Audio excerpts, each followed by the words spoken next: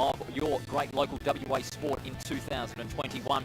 My name is Paul Persick, and as always, it's a great pleasure to have your company on this sunny Saturday afternoon. And joining me for the first time this season, Joel Sarantzis. Joel, a very good afternoon to you. What a game this one is going to be. Afternoon, Paul. Thanks for having me. It's going to be a fantastic game. Remarkably, actually, the past 6 games between Claremont and South Fremantle have all been played at Fremantle Oval. This one, obviously, at Claremont Oval today should be great viewing for the fans here, and really interesting to see how Claremont managed that change in scene, obviously from last year's grand final, a 3-point loss for them, and a real opportunity for them here to take a win at their home ground. It'll also be an opportunity for the Bulldogs to further prove their premiership credentials, having had a good win last week against West Perth. You were at that game over at Fremantle Oval last week, and for Claremont, they were down at Steel Blue Oval in a big round 1 win over Swan Districts by 24 points, and what is going to be a scintillating clash.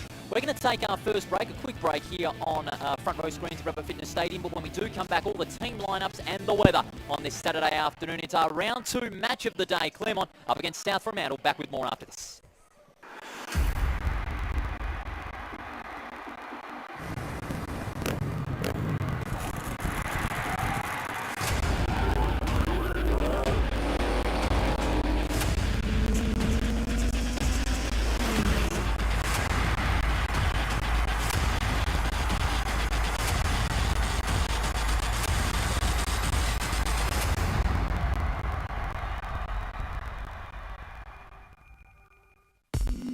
Shatterguard has been installing Perth's best shutters for over 30 years. With no advertising signs on your front lawn and no sales gimmicks, visit shatterguard.com.au.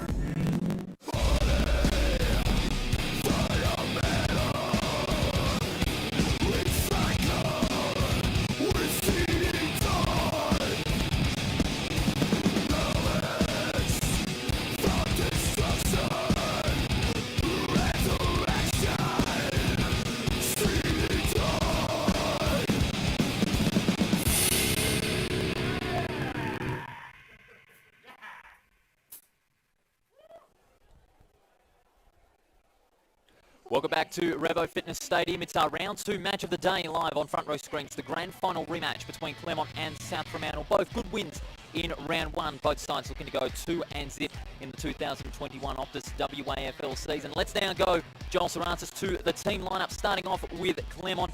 And only the one change, Max Spivey is out of the side, but in comes Blight, Carter, Pearce and Smallwood. But some very interesting matchups between Claremont and South Fremantle. Claremont, Antonham has really reinvigorated the Claremont defensive structure, with Hayden Busher now gone from the club. You've got Kane Mitchell up forward, Jack Buller and Jacob Van Ruin in the forward line. Those three are going to be some big keys for the Tigers in this match this afternoon. Absolutely. You mentioned that change there. Jason Carter coming in. Interesting to see how he goes. I obviously left the Fremantle Dockers last year under not great circumstances. So first league game for him with Claremont today, after playing 4 with Peel while he was at the Dockers, obviously. And then you mentioned those South Fremantle changes in Abbott, Edwards and Blaine Wilson. Travis Abbott, he'll play his first game of the year after managing 6 last year in his first season at South Freo. Stephen Edwards comes into the side. He faces his former side actually here today. He was a former Claremont boy in 13 and 14. And then Blaine Wilson down back. That's just so helpful, especially for Blake Schlenslog, who came in for his first game from Geelong last year. He'll be a real big body down back, and that'll be really good for them to really take on those tall forwards in Claremont forward line. That forward line for South Fremantle is also going to be a big key. The way they deliver in front of goal and how they present themselves inside that forward 50. You've got the likes of Schlesh and Slog. He played a little bit from half-back. You also had the likes of Donaldson and Mason Shaw and Cody Niette forming a deadly forward structure. Mason Shaw with another 4 goals last week in that win against West Perth. Those team lineups, all thanks to CD Dodd. We're going to take a look at the weather, thanks to Shutterguard, and it's been quite breezy out there here at Claremont Oval this afternoon. It certainly felt in the women's game early on, and then in the reserves. A beautiful sunny day, a temperature of 28 degrees and winds blowing at 23 kilometres to the west. So the winds have slowly died down, only slightly in the last 15 minutes or so. So goal kicking will only be slightly affected, because watching the reserves game a little early on, Joel, that the football is bending from left to right. So you have to aim it for the left-hand goalpost if you are playing up forward down the station end. I reckon picking out wind, Paul's a pretty picky complaint there, because this is perfect weather for footy. Wind obviously a bit of a factor, but you just can't complain about this. Look, sun's shining, no clouds in the sky, maybe coming from left to right a little bit later on, but otherwise perfect conditions to play footy. Absolutely, but now we'll get back into the pre-game here at Revo Fitness Stadium, Claremont. Despite the loss of Alec Waterman to Essendon, the forward line of Claremont is still firing strong, as you mentioned. You've got the likes of Buller and Van Ruin, but also Alexander Manuel, who played his 50th game last week. He kicked 4 goals and is proving to be a valuable weapon once again in that forward line. If he can get another bag, then maybe Claremont could steer themselves to victory. But what's also going to be important for the Tigers is how they deliver the ball from that midfield against the South Fremantle mids, because they too have got a very deadly midfield structure. You mentioned that Claremont midfield. Giant Bolton, he had a massive 39 disposals against the Swans last week. I mean, obviously you'd expect that from a 2-time Sandover medalist. He combined perfectly with Ryan Lim and Bailey Rogers. They had 34 and 36 respectively. So it's really on that on-ball division from the Tigers to get the ball down to that younger forward line. Jack Buller, Jacob Van Ruyen, as you mentioned, Isaac Barton, Callan England as well. He can swing forward at times too. So Buller important. and Van Ruin, they're teenagers and they have the potential to be drafted this year. I mean, I see their form going well into AFL level if they can keep this effort up.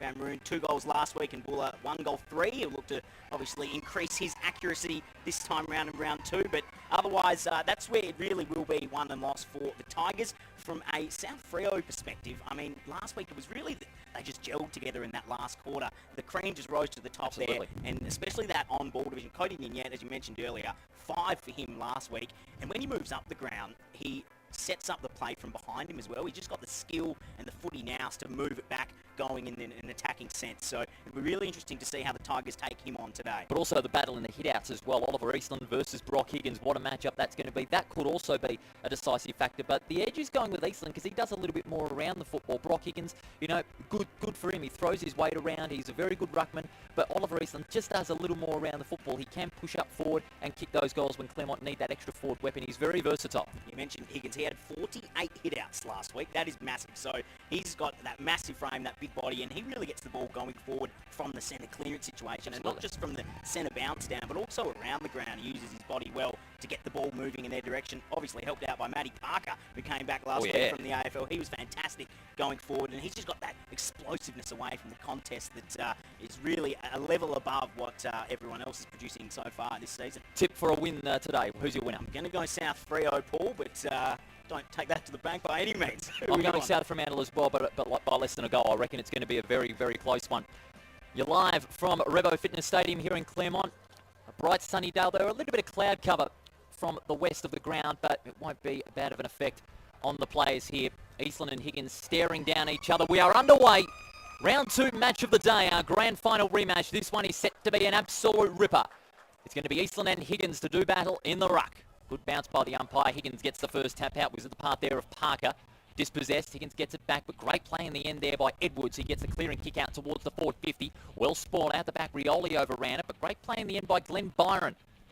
Trickles it along the ground from outside the 50. Mitchell, good gather. And there he is. He was one of the players that we spoke about, Van Ruin.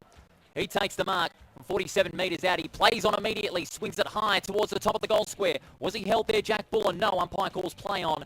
And the ball will beat both players over the line for a boundary throw-in. That's a good start. Obviously didn't think he had the distance in him there. He tried to set the one up to the top of the square.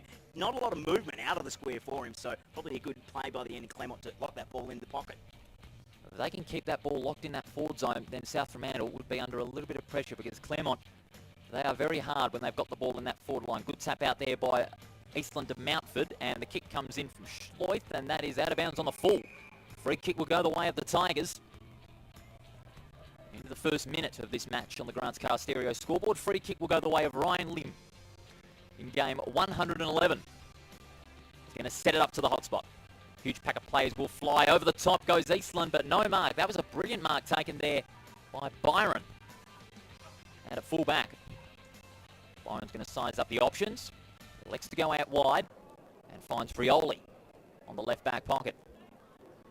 South Fremantle were held tight against West Perth for 3 quarters, but then they got it together and pulled away in the last quarter to win by 21 last week. And they had 5 players in their team of the week. Mason Shaw being one of them, who's down the other end of the ground. Setting it up, high ball, no mark, umpire calls play on. Great spoil in the end now. South Fremantle can set things up. Dragovic hacks it forward. It's about 80 metres out from the South Fremantle goal.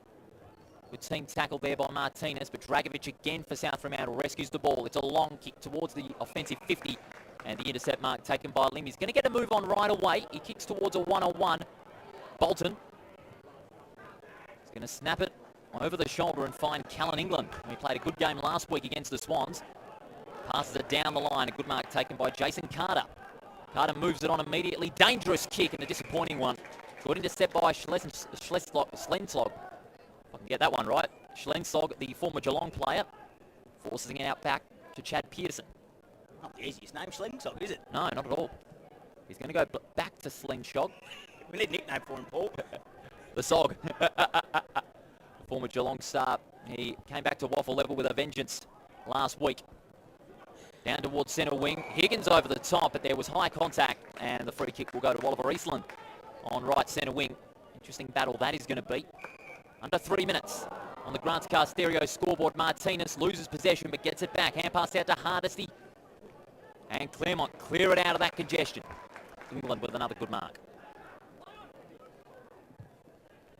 England's going to play it out wide and finds Jack Buller, who's pushed up the ground. Buller from the right half forward flank. Is he going to set it up to the hot spot? That's where he goes. He's going to look for the big mark, but there were two South Fremantle players at the back. Big spoil from behind. Snap there by Mitchell. He trickles it along the ground and bounces through for the first goal.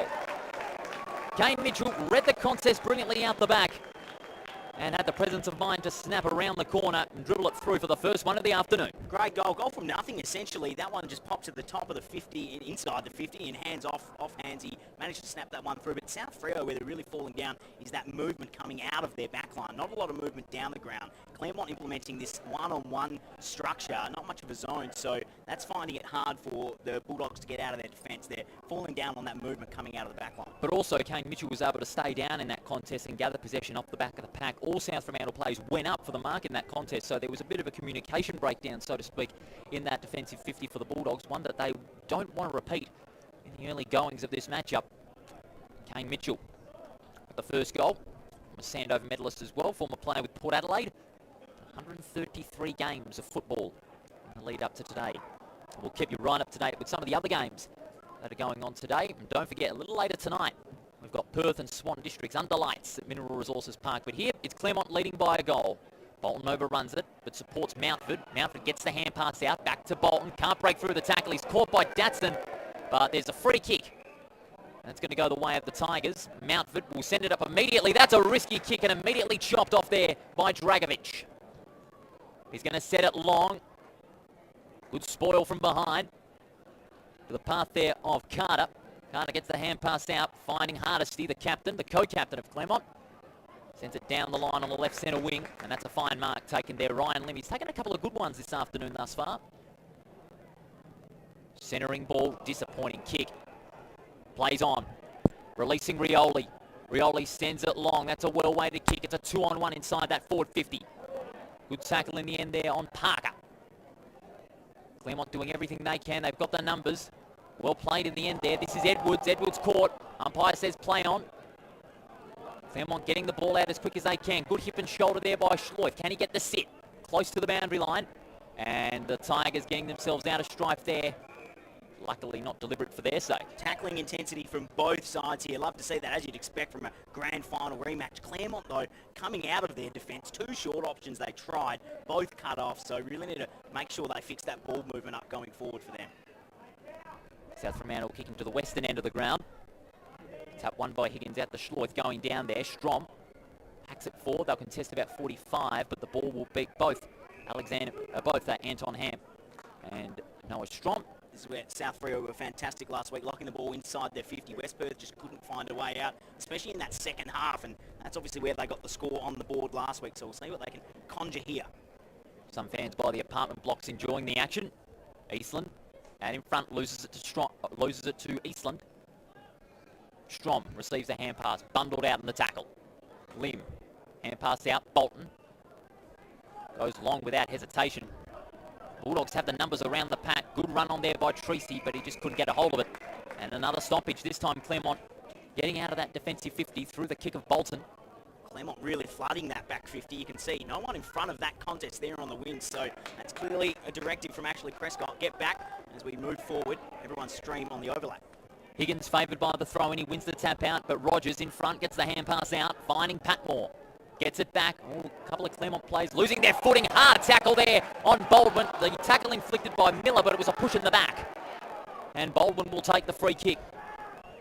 This is where they can set things up. They'll look to switch up the play. Umpire says get on with it. He's put under pressure, is Baldwin. The kick to the path of Higgins. Couldn't take it on the half volley. Well played by Mitchell to keep it in front. But the Bulldogs have the numbers out the back. The hand pass smothered. Treacy can't break free from the tackle. Was that holding the ball? Umpire says play on. Intercepted there by Wilson. Wilson gets it high towards the forward 50. No mark taken there. 3-on-1. Great play in the end by the Bulldogs. Miller loses his ground but regathers. Centers the kick. That's a well-weighted kick to the path of Datson. Will he get the bounce? Good pick up by Datson and again loses his footing. Tries to get some sort of a kick. Ball's locked in about 30 metres out from their goal, but well played in the end there by England to release the ball out of that defensive 50, but only momentarily. Another intercept mark taken there. Blincherton. He's got Subin on a lead, but they elect to switch up the play. Wilson. Going to send it down the line. They'll contest about 50 metres out. A good mark. Good intercept by Baldwin. He's been right in the thick of things as Baldwin in this opening quarter. Mitchell. Out to Carter. Carter chips it short. Eastland just hesitated for a moment there. Snapped around the corner. Good double-fisted spoil there by Noah Strom. It'll go over the line. Well, how good's the intensity from both sides here? Claremont definitely have come to play today. Fantastic tackling pressure from them. And South Freo probably just on top in the midfield area, but it's when they go into their 50 that they can't really make anything of it. So they'll have to take their opportunities late as this one unfolds. Eastland in front, over the head of Bolton. Strom looks to get the hand pass out. It's an epic struggle here at the moment. Rogers down to Mitchell. Mitchell hacks it forward. On a good mark there, Treacy, but he was pushed in the back. And it's going to be a free kick to the former Cable Beach player. And that's a beautiful kick by Treacy. Well set up. And on the lead there, taking the mark just inside the defensive 50 is Isaac Barton. We mentioned him pre-game, how he can be a key up forward. What is Barton going to do? I think he might back himself here in this one. I reckon he's got the distance ball. It is a tight angle. He's signalling for the players to come across on a lead. He sets it up to the hot spot. The Bulldogs have the numbers, and it's holding on. It's a free kick. That'll go the way of the Bulldogs. That's twice the Tigers now. Just that ball on the top of the 50. They need a little bit more movement close to goal coming out of the square to make those ones a little bit easier for the set shot. Strom will set it up from fullback. This is what they love to do. Long kick there, and a fine mark taken by Dragovic. From left half back. He's got Rioli up forward, but ignores him. Down the line towards a 2-on-1. Big spoil over the top. A fine mark, but a free kick. I know it's a mark. It's a good mark in the end, taken by the big man, Lewis Daisley. From left centre wing. Umpire saying get on with it. He did move a little bit there. In fact, that's Smallwood. Smallwood almost caught as soon as he kicked it. Down the line, South Fremantle have numbers out back. And that was Wilson. Both sides just falling down on the ball movement here. Kicking to long contest, intercept marks, both ends. We haven't had a goal, to add into your point, we haven't had a goal since the 4-minute mark. So both sides really slowing things down at the moment. They're not wanting to take any undue risks in this game, knowing how both teams defend brilliantly across that half-back line. Long kick towards that attacking half. Great play in the end. It's a big weapon for South Fremantle if they can get this goal, and it's across the face for a behind. And that was Dragovic.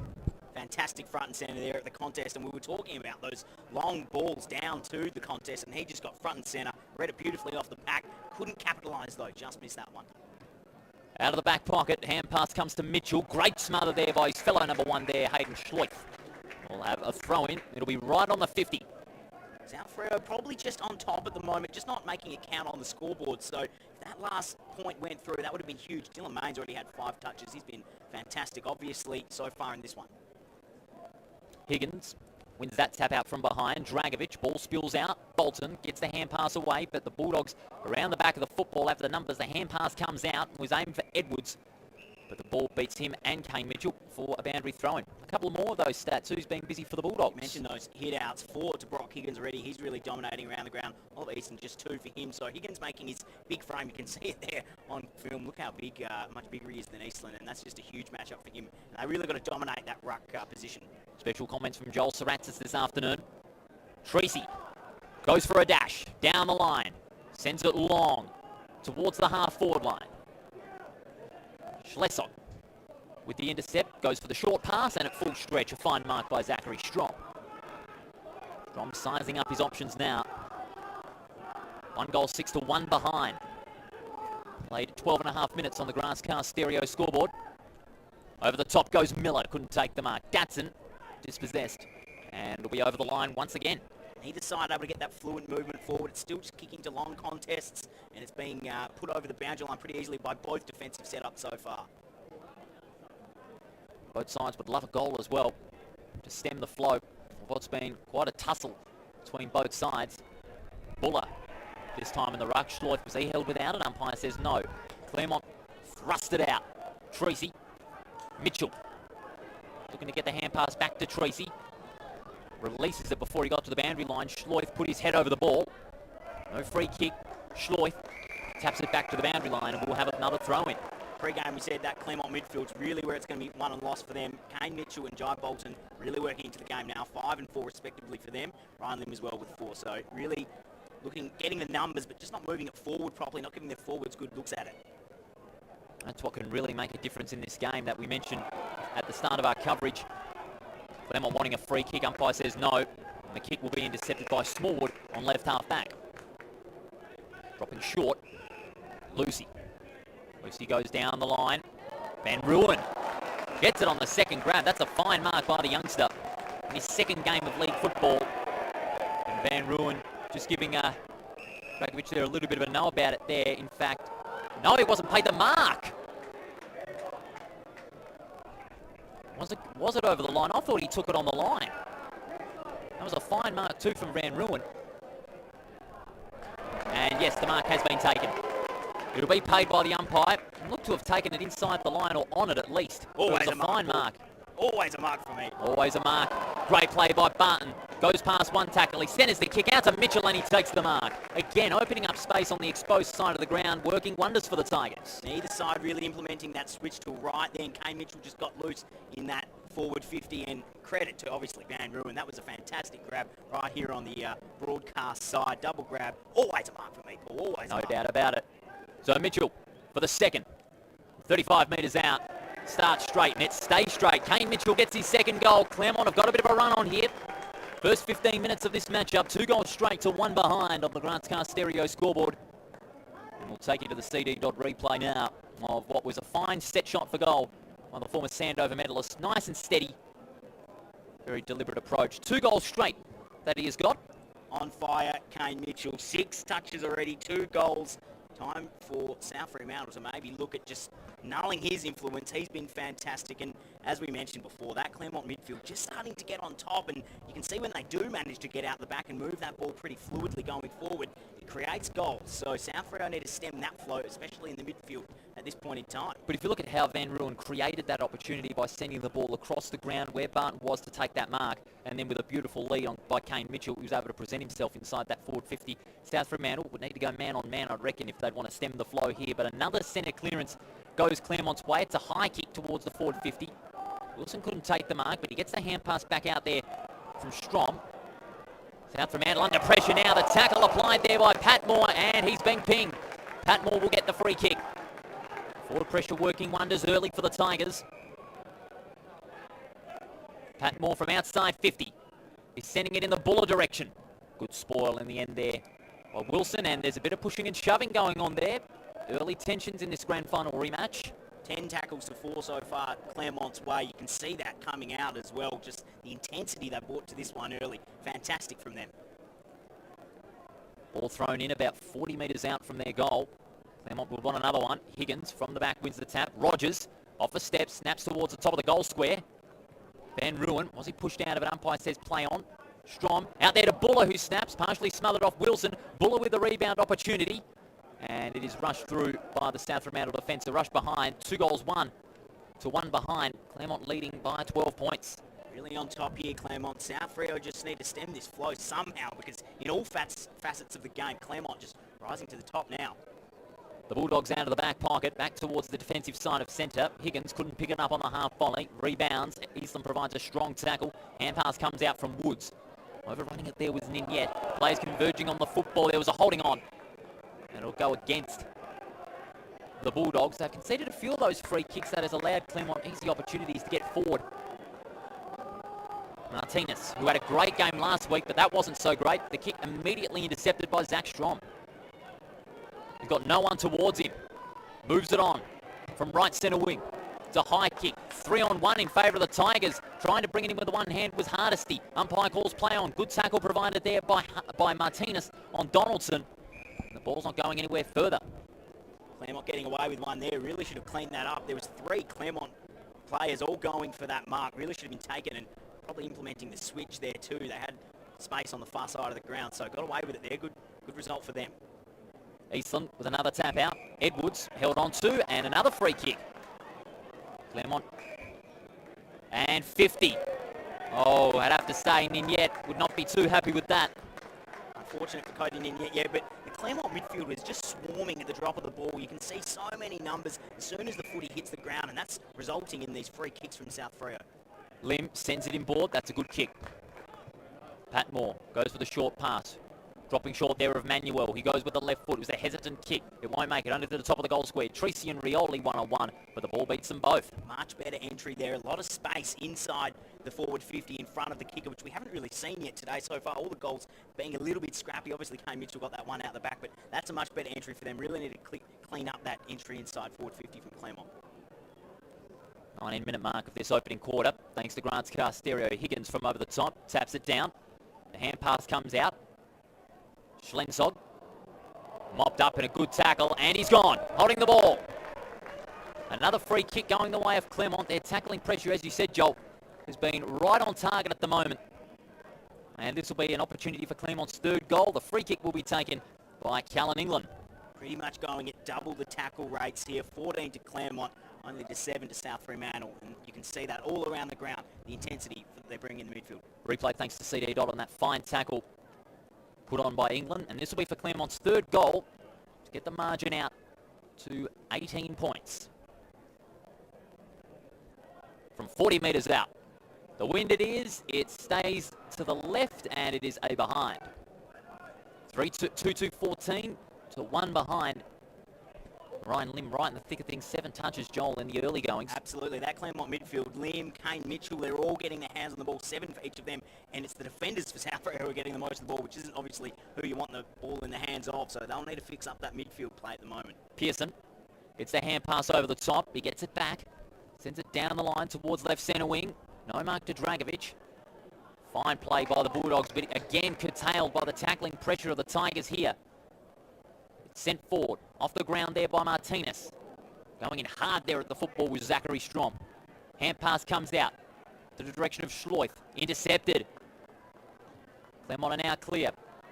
Towards right centre wing, no mark to Mascos. 1-on-1 between himself and Bolton. And there's a holding there. Free kick will go Mascos' way on the outer wing by the apartment complexes here at Revo Fitness Stadium. That serving is nice, accommodating grandstands and 50 metres. This time against Bolton. So South Fremantle have got one back, and this is their chance to push numbers forward. As you mentioned, massive chance here for South Freo. Desperately need a goal. And they're going to the lead. That is a fine lead. A good kick by Mascos. And waited well enough for the big forward to take the mark inside that forward 50. And that is Zachary Strom, who pushed in unchecked from centre wing and has taken the mark about 47 metres from goal. And he'll have a kick from right on the 50. They need this response to the Bulldogs. Strom to kick from right on the 50. It's a long kick. Will it make the distance? No, it won't, but it's punched over the line, across the face for a behind. Missed opportunity there for the Bulldogs, but just how good is the tackling pressure Claremont have brung? I guess the positive for the Bulldogs, they're not too far behind. It's only a couple of goals. They're still in the game, so it could be a lot worse for them. Bit of deliberation from the umpires. And it was across the face for a behind, as we saw in the commentary box. 2 behinds for the Bulldogs, 2-2-14. Claremont on the Grants Car stereo scoreboard. We played 22 minutes. It's sort of a mirror image of the second semi-final, where Claremont got the run on and South Fremantle were held to virtually nothing in the first half. It's looking like a mirror image at the moment with the way Claremont is going. The ball transferred to the outer wing and a fine mark taken by Smallwood. Got out too easily there, Claremont. South Freo structures just falling down on that kick in. Kick falling short of Rogers. In fact, the spoil came in And South Fremantle were able to save their bacon on that one.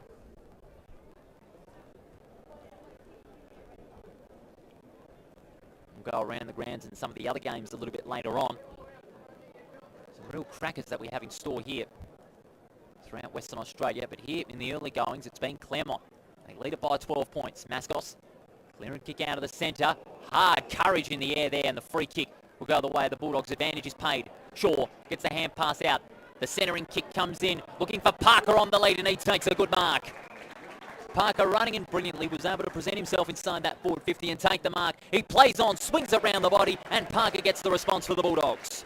And right there on show, the running power of Matty Parker. How good was that?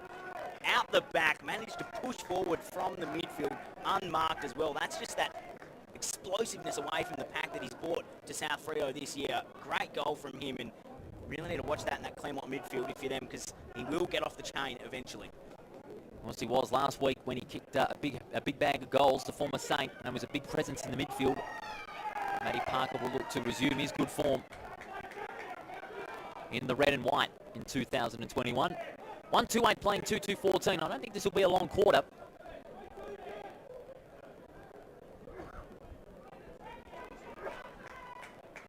Can the Bulldogs get another one before quarter time? They only trail by 6 points. Claremont, they wouldn't want to concede another one, as they've had the momentum all their way apart from that one little slip up. Van Ruin, tap out there to Buller. Long snap kick towards the forward 50. England couldn't take it on the half volley. Wilson stood up well in the tackle out there to Pearson. Pearson kicks across the ground, but goes only as far as Buller. A hand pass out to Mitchell, back to Buller. Buller's over the head of Manuel. Intercepted there by Mascos, looping hand pass. And now the Bulldogs can recover it out of defence through Main. Beautiful chip pass, and now they're on. Darting across the centre there is Edwards. Hand pass intercepted in the end. Good pressure being applied to the ball by Carter. Back to Higgins now for South Fremantle. Higgins kick across the 50, no mark. Creasy hand pass comes out to England. Claremont doing everything they can to get it out of that defensive 50. Martinez overruns it. Parker on the up. Here's Dragovic from 30 metres out. Smallwood couldn't take the mark. Socket off the ground. Was that Parker? And it's touched off the boot for a behind. That's why this South Freo side are so good, and that's why they're premiers. At no stage in that Claremont domination did they let it get out of hand. They're still right in this clash. Mascos with a spoil from behind at the expense of Bolton. He gets the ball back. High snap towards left centre wing. Great mark uncontested there, Caleb Datson. High probing kick. Uncontested about 30 metres out. Good spoil from behind there by England. Held without it, Shaw. Umpire calls play on. Claremont recovering out of there, and it's a late call. They paid the non-controlling umpire. Advantage is paid. Treacy can't break free from the tackle. Great tackling by South Fremantle. Bleacherton out there to Pearson, who sends it in short. And inside the 50, the mark taken. That's what South Fremantle do, what they do best. As we'll see on the replay, the mark taken there by Travis Abbott. They've really picked up their pressure, South Fremantle, here, and it's showing as well. A few more entries inside 50, and they're making it count on the scoreboard as well. 9 in total for them so far in the last couple of minutes. And that run that South Fremantle had could see them take back the lead. Travis Abbott. From 48 metres. Goes for goal, and it just swings to the left for a behind. That's another opportunity that has gone begging for the Bulldogs after a superb delivery towards their forward 50. Martinez goes across the ground and finds Kane Mitchell.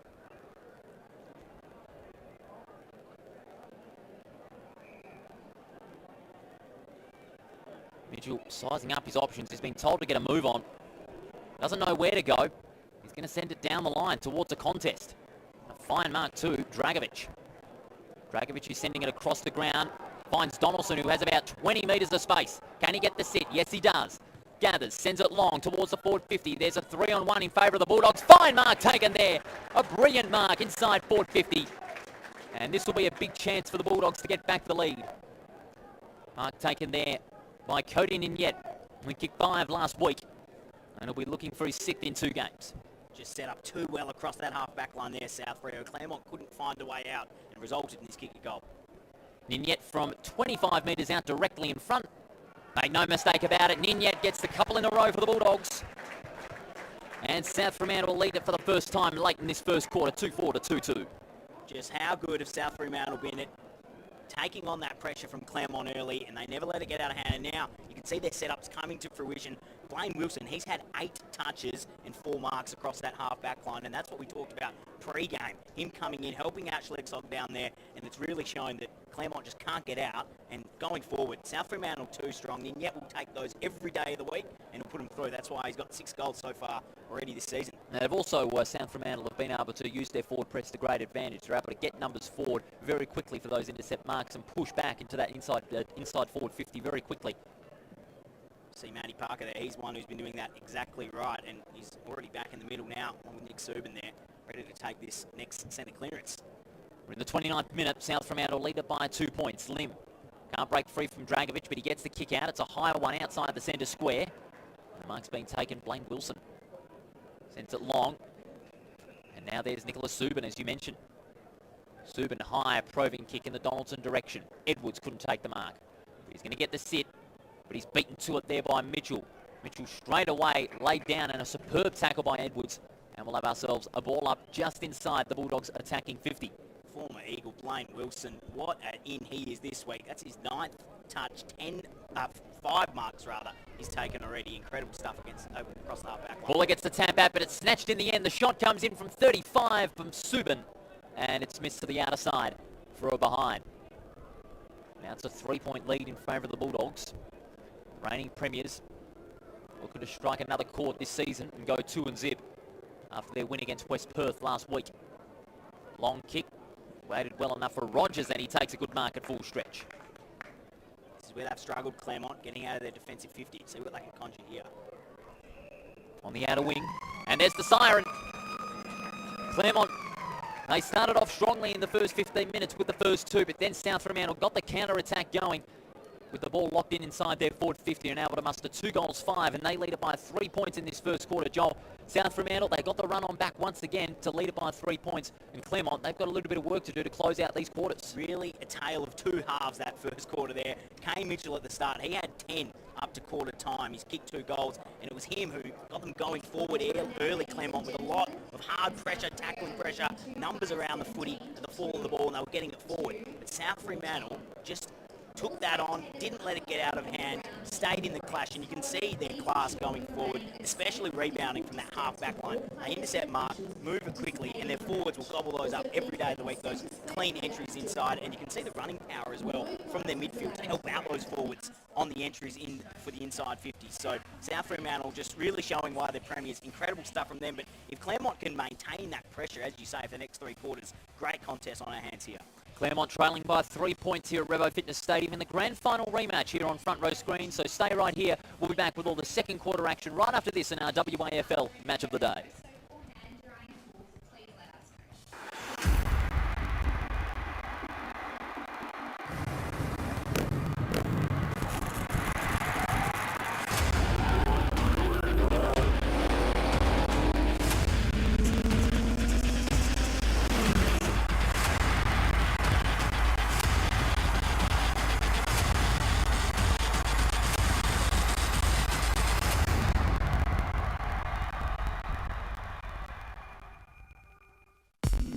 Shatterguard has been installing Perth's best shutters for over 30 years.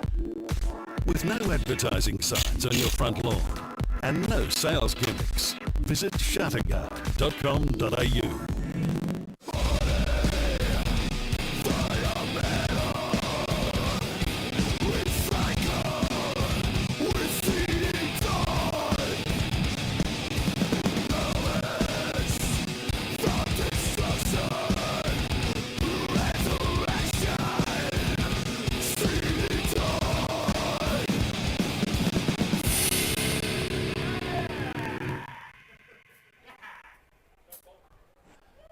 Welcome back to Revo Fitness Stadium, our match of the day in round 2 of the OPTUS WAFL Premiership season. The grand final rematch, and the Bulldogs, the side you see on your screen, leading by 3 points, 2-5 to 2-2 Paul Persick and Joel Sarantis with you in the commentary boxes. We'll take you to some CD Dodd highlights of that opening quarter. And Joel, you mentioned this well. It was a tale of two halves. Claremont, they got the early ball going. They got plenty of the ball. They moved it brilliantly towards that forward 50. Kane Mitchell with 2 goals. Then the Bulldogs got the counter-attack going, and they exhibited so much forward pressure, not allowing Claremont to get anything out of that defensive 50, and hence they had 2 goals 5. But maybe opportunity should have seen them around 2 goals ahead, given where they were going with the ball. Yeah, absolutely. Ashley Prescott's message to his side will be, let's keep that intensity for the rest of this game, and we'll give ourselves a great chance at winning it, because around the ball, as soon as it hit the floor, they were just swarming the Claremont midfielders, and you could see in the early parts of that quarter, that's what got them those chances out the back, when the midfield really got on top, quick hands, and there were a lot of free kicks as well that went their way. South Freo just not coping with the pressure around the ball, but on the flip side, their defensive setup in the back 50, South Freo, is why they're premiers. Fantastic stuff. Blaine Wilson, 10 touches for him and 6 marks across the half back line, and he's come into the side this week to help out Schlen Sogg, so they've both been fantastic. Schlen Sogg's taken 4 marks himself as well. We mentioned pre-game the hit-outs and the ruck battle, and Higgins is actually being held quite well. He's had 8, and total for Claremont 9. So they're really making sure he's not influencing that ruck contest and making sure that the South Freo midfielders aren't getting first hands on the ball directly from the contest. But also you have to look at the battle between the forwards, and so far it's pretty even out there. Mitchell has 2 goals, and Matty Parker's got 1, as well as Cody Ninyet. So quite even in that forward area. And you think, given how slow Claremont and South Fremantle have moved the ball, trying to steady things and not take any undue risk, it'll feel like goals will be an absolute premium in the second quarter. Absolutely. Those midfield groups both pushing down. Obviously Kane Mitchell, 2 for him early on. 1 from nothing essentially, and then a nice set shot.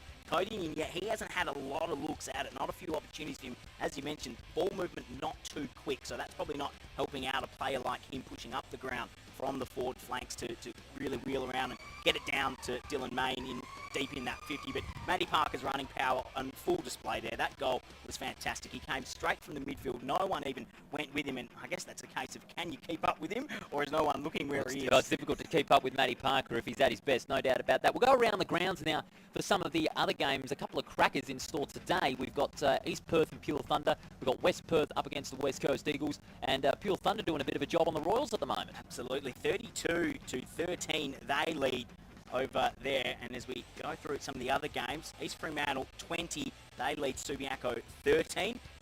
At the West Perth West Coast clash, obviously West Perth looking to rebound this week after losing to the South Freo side last week. 25-7 they lead. And Perth Swan Districts, the final game from the matches today on this fantastic Saturday. That one's actually taking on 5:10, a bit later, that one. Yeah, day-night game under lights. That one is certainly going to be an absolute ripper as well. Perth looking to build on their win over the West Coast, and Swan Districts positive signs in their 24-point loss to Claremont last week. Teams regathering for the start of the second quarter. The Bulldogs will be going with a bit of a breeze here to the eastern side of the ground where the redeveloped train station is. That's going to be a key. If they can kick well with the breeze as well as Claremont would have done, they'll be right in to extend the momentum that they have in this game. Really interested to see if Claremont can maintain that pressure for the next 3 quarters, because that was as good as you can get really for the first half of that first quarter. It is a long game though, so clearly, obviously, as we mentioned pre-match, it's the first clash between these two teams at Claremont's home ground in the last 6 meetings. So they clearly came out with a point to prove, saying, you're at our home ground, welcome here, Premiers, we're going to show you what it's all about. We'll just see if they can maintain that for next week. The Tigers as well, they haven't beaten South Fremantle here in 7 years, so they've got a little bit of a duck to break in this game. But Claremont, still early days, and they're by no means out of this game, as it is still early, 3 points at quarter time.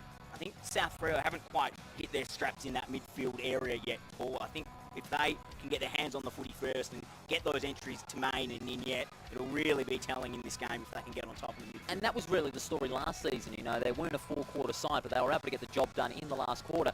Case in point with the likes of Peel Thunder and of course in the grand final and in the preliminary final against West Perth, they were held well for 3 quarters, and then that 4th quarter was where the downfall of their opponents would begin, as South Fremantle just gelled, and as proven last week against West Perth, they were able to get more with the football and make better use of it. Second quarter underway here at Revo Fitness Stadium.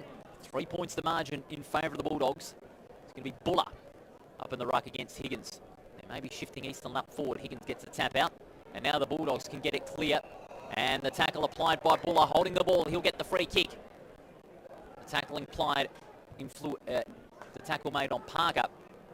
Buller, nice kick across the ground and finds Jake Patmore. Goes for the short pass, releasing Mitchell. He's going to move it on very quickly. Mitchell to the lead of Tracy, and he takes the mark. How good was that from Claremont in the midfield? Matty Parker just using his strength to try and get away. They wouldn't let him have it. Turnover, free kick. Great entry into the pocket. Fantastic stuff from the on-ball division of the Tigers. Fine mark here on the CD replay. No one came directly onto him in defence. And Tracy on a hard lead was able to take a good mark and will have an opportunity to put Claremont back in front. Tight angle. Drop punt on its way. That is a lovely kick. Anthony Tracy, he's put it through. Claremont get back the lead, and that's the first goal of the second term. And what a fine response for Claremont, looking to maintain the intensity. That 6-pointer there is a big bonus. Just shows how important those centre clearances are. Straight out of the middle there. The South Freo defence hadn't had that opportunity to push back and intercept mark and set up like they had late in that first quarter. And that's what Claremont will be looking to do throughout the rest of this clash. And we mentioned the on-ball division. I mean, Hayden Schleut's only had the one touch. And whilst Matty Parker's booted a goal, he's only had two himself. So they really need to lift their efforts in that on-ball division there, South Freo, to get the ball down to their dangerous forwards. Brunscar Stereo scoreboard reads 3-2 to 2-5 in the first 2 minutes of this second quarter. We're glad you can join us on our Front Row Screens live stream on what is a beautiful Saturday afternoon. A little bit of cloud cover, but it won't be drastic throughout this game. Conditions certainly very good for the players and the umpires. Higgins out the back, gets the tap out. Schleuth struggled to maintain possession, but he was held on to and will get the free kick alongside the centre circle.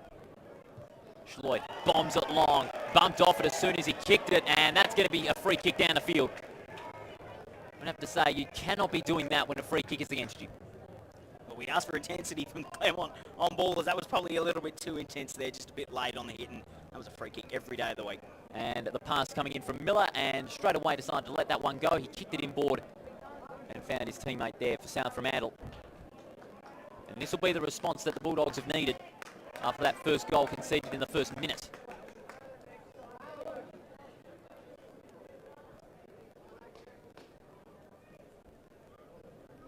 And this will be a big response for the Bulldogs to get the lead back up to 3 points. From 47 metres out. Long drop punt. Is it going to make the distance? It's gone through. A fine kick there. That's Brendan Donaldson. Donaldson responds for South Fremantle. They go to 3-5 to 3-2. Just goes to show how important those centre clearances are. That was obviously a free kick both times on that occasion, but quick entries into your 50, 6-6-6 coming into effect, and you just give your forwards the best chance, and we've seen it twice already here in the second quarter. Lovely kick too by Donaldson. Just backed himself in from right on the 50. That's what you ought to do when you're playing a side like Claremont or any WAFL side. You've got to take risks. And that's what South Fremantle have done, not only in their premiership year, but also in the early goings of this year. We mentioned Blaine Wilson, how big his first quarter was. He just came on the field, and you can see him in that back 50 for South Freo, really floating around, almost a loose man, and that's what's allowing him to spread across and take those intercepts marks. He's already had 6 for the day, and that's a reason why he's really playing loose down there and setting up that South Freo launch forward from their defence. Bounce in the centre, Bullock. Tap out to Rogers. Rogers caught as soon as he kicked it, but he got disposal of it correctly. Tracy taps it forward, back to Buller, but only as far as Datson. He can't break free from the tackle, applied by Buller, and it will be a ball up inside the centre square.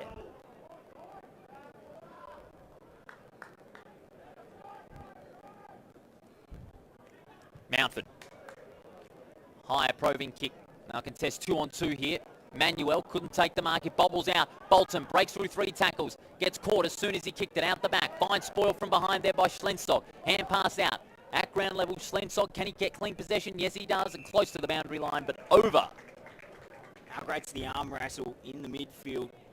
Just both sides. Bodies flying in everywhere. Tackling happening. And neither side really managing to get on top. It's a real arm wrestle in there. Great watching.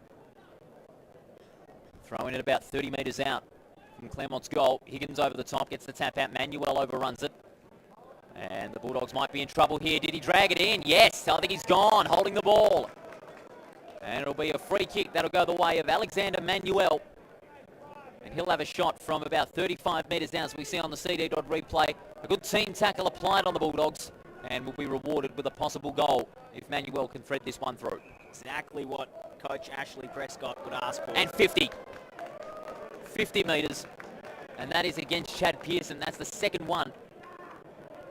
So Manuel from point blank range. Goal, Claremont back in front. Couldn't ask for anything more there.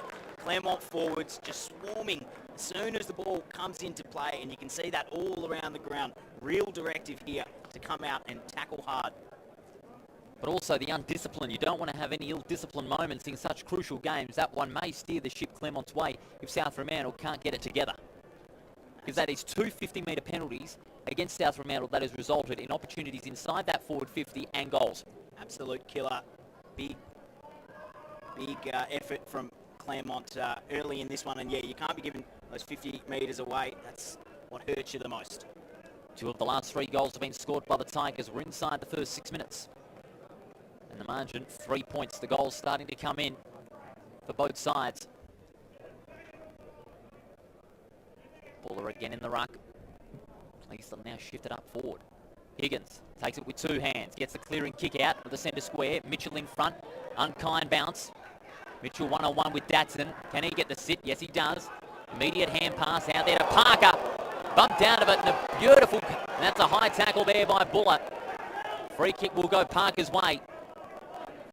Definitely a little bit extra in that one. I reckon they saw the 34 and just trying to know his influence there. That was a real feeler there for Matty Parker. He's got up okay, but that was a massive hit from 2 players. He's got a head of steel. It won't hurt that as Parker sends it long towards the forward 50. Fine mark there by Carter. Probably still a bit dazed, Matty Parker there with that entry, I reckon. Carter's kick, risky. Spoiled brilliantly there by Miller. Miller from around the corner towards the hot spot. 2-on-1. Edwards in front. Couldn't take the mark. No free kick. Carter misses the hand pass, and now Claremont have the opportunity to break away from the defensive 50. Intercepted. Pearson over the top. Fine mark. He's got a couple of targets roaming inside that 50. Rioli on the outer side is on his own, but he elects to go short towards Shaw. He's dropped an absolute sitter there. Subin. Hand pass out. Miller out in front. Martinez intercepts. Looping hand pass. Higgins, was he pushed? Umpire calls play on. Bolton. Recycling that one for Claremont. Van Ruin out there to Treacy, and Treacy goes for a dash. They're out. Treacy takes a bounce.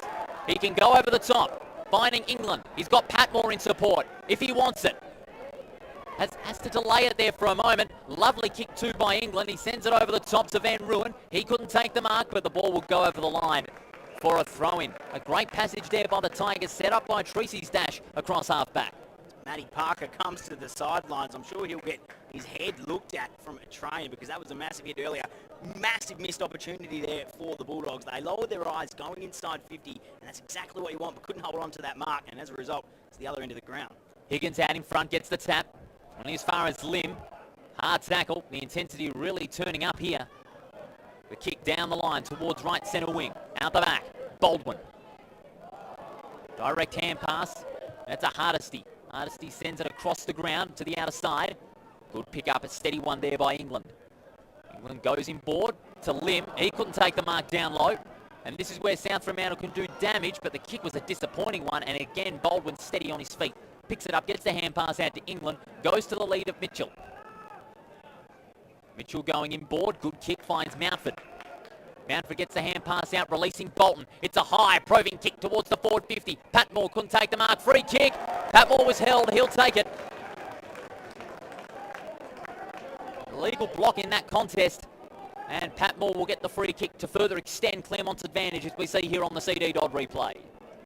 Yes, an illegal block there, I'd have to say, Joel. That was a bit silly. Absolutely. Just too many players out the back for Claremont. And as a result, free kick. And massive here, this kick. If they can push ahead here, great stuff for the Claremont chances. From directly in front, Patmore makes no mistake. Patmore threads it through, and that gives Claremont a 9-point advantage, 3-2 to 3-5. with less than 10 minutes elapsed on the Grants Car Stereo scoreboard. Well, they got a little bit lucky there, Claremont. They tried to go through the middle of the ground and implement the switch, which we haven't seen a lot of throughout the game. High risk, high reward stuff. They did turn the footy over right in the central circle, but South Fremantle couldn't make the most of it going forward, and as a result, they were streaming forward, especially their midfielders, and that gave them that space out the back of the Tigers, and that's what resulted in that goal. Free kick, obviously, when you're undermanned back in defence, it's easier to sometimes just give that free kick away than make it a bit harder for them. So, huge opportunity for Claremont here to really put the foot down. If you were Todd Curley, what would you be saying to the players at this time? Definitely the midfield divisions where they're losing it at this stage. A lot of their players not getting the hands of the ball. Hayden Schleutz still only 3 disposals for him, and Matty Parker's really been tied down. We saw them go hard into him here on this broadcast side. It's really on ball where they need to get their hands on the footy. Higgins taken out of the ruck, and Subin was held onto that one alongside the centre circle. Free kick will go his way. They've really got to deliver here from this clearance. Long kick towards the forward 50. No mark taken. Subin almost caught high there. Umpire calls play on. Shaw out to Strom. Caught in a good team tackle there. Carter being amongst it. It'll be a ball up inside the 50, and there's a blood rule. The umpire will call one of the players off of the blood rule, and that is Smallwood for Claremont. A bit of a head clash there in the midst of that contest. And you saw in that entry, I think that was Cody Ninyet front and centre. You can see how skillful he is at just reading that footy coming off hands from the pack, and this is a great opportunity for South Fremantle to get that ball locked into that 50 and hit the scoreboard. They've got a +1, the Bulldogs, out the back of the ruck contest. That is Bleacherton, who's been held down well by the likes of Pat Moore and co in defence. And coming back on is Jack Buller. He'll have a chance to go back in the ruck after having a spell. A bit of a delay in the game here down at Rebo Fitness Stadium. The sun's back up to the eastern side of the ground.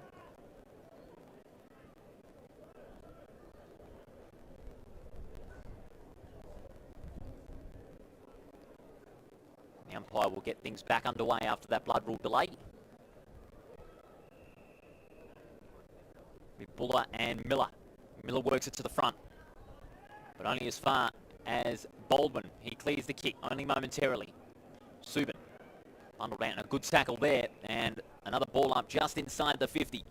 I want to make the most of this chance, South Fremantle, because looks inside 50 have been few and far between so far in this quarter. Free kick will go the way of South Fremantle. The advantage is paid. The shot from 35, and it's across the face for a behind. 3-6 South Fremantle to 5-2. Margin now 8 points in favour of Claremont. The kick comes in. Strom, he couldn't take the mark on the half volley. Tap forward, back to Strom. Releasing Bleacherton. The hand pass comes out the back. Bleacherton out in front. Schleutz held down quite well. His pass intercepted there by Mitchell, who hacks it forward. England unfavoured by the bounce. Manuel couldn't get the sit. England down at ground level. Fine effort by England, as to Mascos. Manuel at ground level. Great play by Manuel, getting the ball out of that congestion. Martinez down low. Mountford, was he caught high? Mountford just breaks free from the tackle, and the mark's taken there by Schlensog. Schlensog from right centre wing. Pass is short. No, not 15. Umpire calls play on. Pearson caught, and it was high. Free kick will go his way. Chad Pearson from the defensive side of centre will look to set things up for the Bulldogs. Now to Rioli, who's just come on again. Rioli sends it towards the forward 50. Edwards with a fine mark. Free kick, whatever you like. Edwards has got it. But the umpire says take it back, and the free kick will go the way of Edwards' South Fremantle teammate there in Zachary Strom. He's going to send it inboard towards centre half forward. Mark taken by Miller. Oh no, that's Mascos, I should say. Mascos, beautiful kick. Finding Higgins. Opening it up on half forward, but plenty of options being trailed in that forward zone. Miller's involved. He's signalling for it. Higgins sends it to the hot spot. He was in the Miller direction. Treacy stayed up in that one, couldn't take the mark. Rogers overlapping the hand pass. And the hand pass comes out towards the boundary line by Harrison McCracken, and it's been called deliberate. Free kick's going to go the Bulldogs' way. It will be taken there by Matthew Parker. And you can't keep him down. And this will be for his second if he can kick it. We've seen his influence inside that forward 50. And if he can continue on his good form in South Fremantle, will get themselves back to within 2 points. Parker sets it up to the top of the goal square. Big fly over the top, no mark. Baldwin, clearing kick out of the defensive 50. Schlensog couldn't take the mark, but a good regather. Beats a man. Hand pass comes out. Dragovic dummies the hand pass, but he's caught.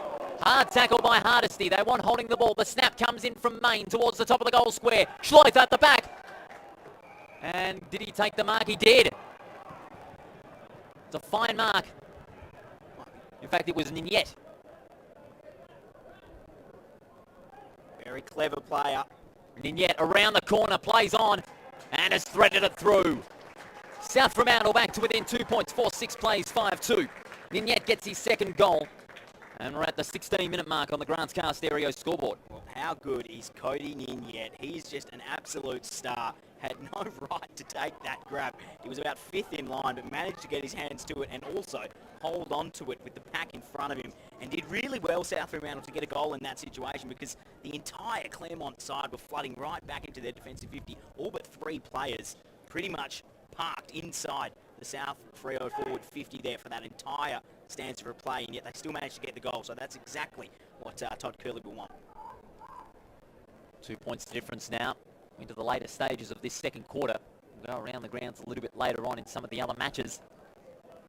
What Claremont would have to do is really keep that intensity going. That's why they've got the lead. Keep their intensity at the football and not go soft.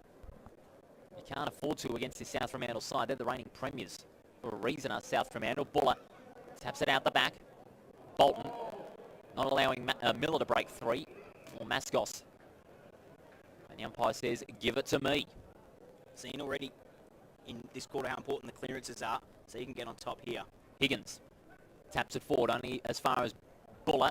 Intercepted by Dragovic, gets the clear and kick out. Ninyet unfavoured by the bounce. Edwards can't break free from the tackle. The ball's inside the forward 50, but only momentarily.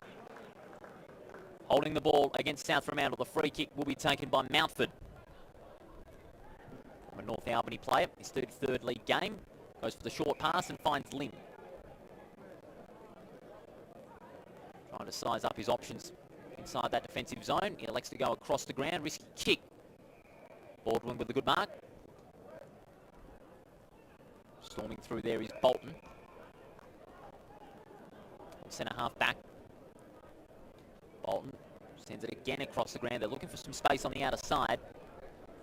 What they're doing is steadying up their use of the ball, tempting South Fremantle to leak out some space on the other side of the ground. Higgins over the top with a big spoil to the path of Dragovic, but the ball beats him over the line.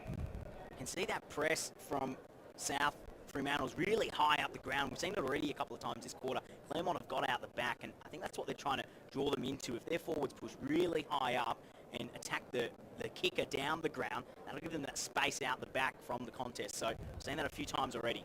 Higgins takes it out of the contest and gets boot to ball. 3-on-1. Baldwin, hand pass out to Hardesty. Stolen in the end by Ninyet. Great intercept. Ninyet backs himself in. His kick to the direction of Edwards. He takes a good mark. A fine setup by Cody Ninyet. I think this will be the 3rd time I've said this. How good is Cody Ninyet? I think we can all agree. How good is Cody Ninyet? As we see on the CD dot replay. A steady approach there by Ninyet. Waited the kick well enough for Edwards to go on a lead, back with the flight of the ball and take a fine mark. We mentioned that pre-game too. When he pushes up the ground, it allows the forwards to circle back around when he can set it up from higher up the ground. This to put the Bulldogs back in front. And it sways to the right-hand side. And it is behind. South Fremantle now trailing by a point at the 19-minute mark on the Grants Car Stereo scoreboard. 3-2 in favour of Claremont in this quarter alone. You can see on this broadcast side, a lot of space out the back for Claremont, so if they can get through from this kick-in, they'll be streaming into goal. England from defensive half. In fact, it was England who took the mark.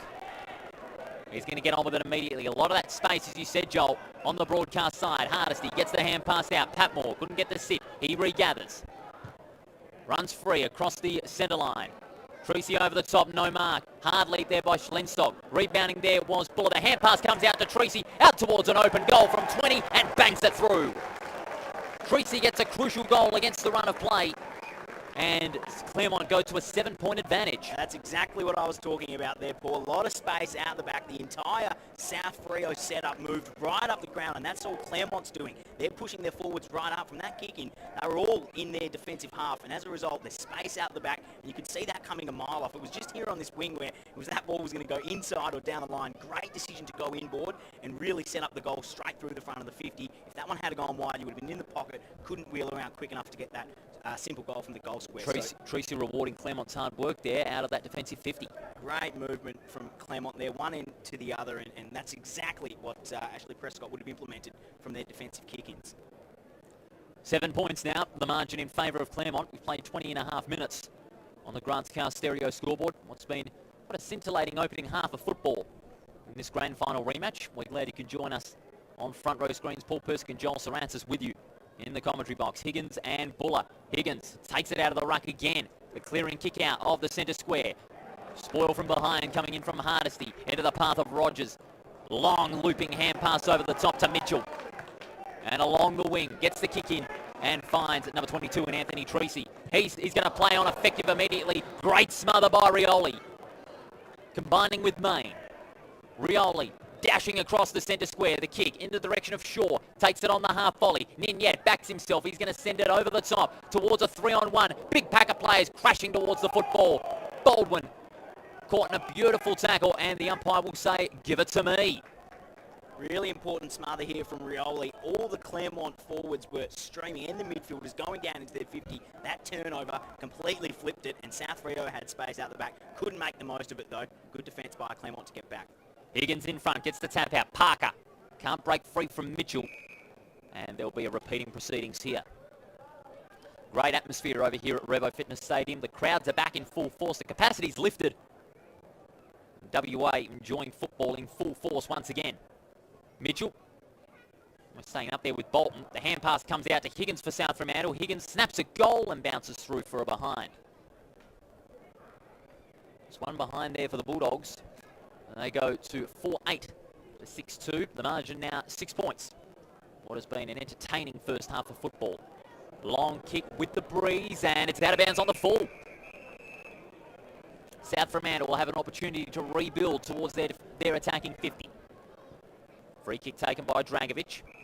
Short pass comes in and finds Datsun. Datsun in the Shaw direction. Over the top there goes Martinez. Shaw regathers, snaps to the hot spot. Good pick up by Schloith. Breaks through the tackle. Parker.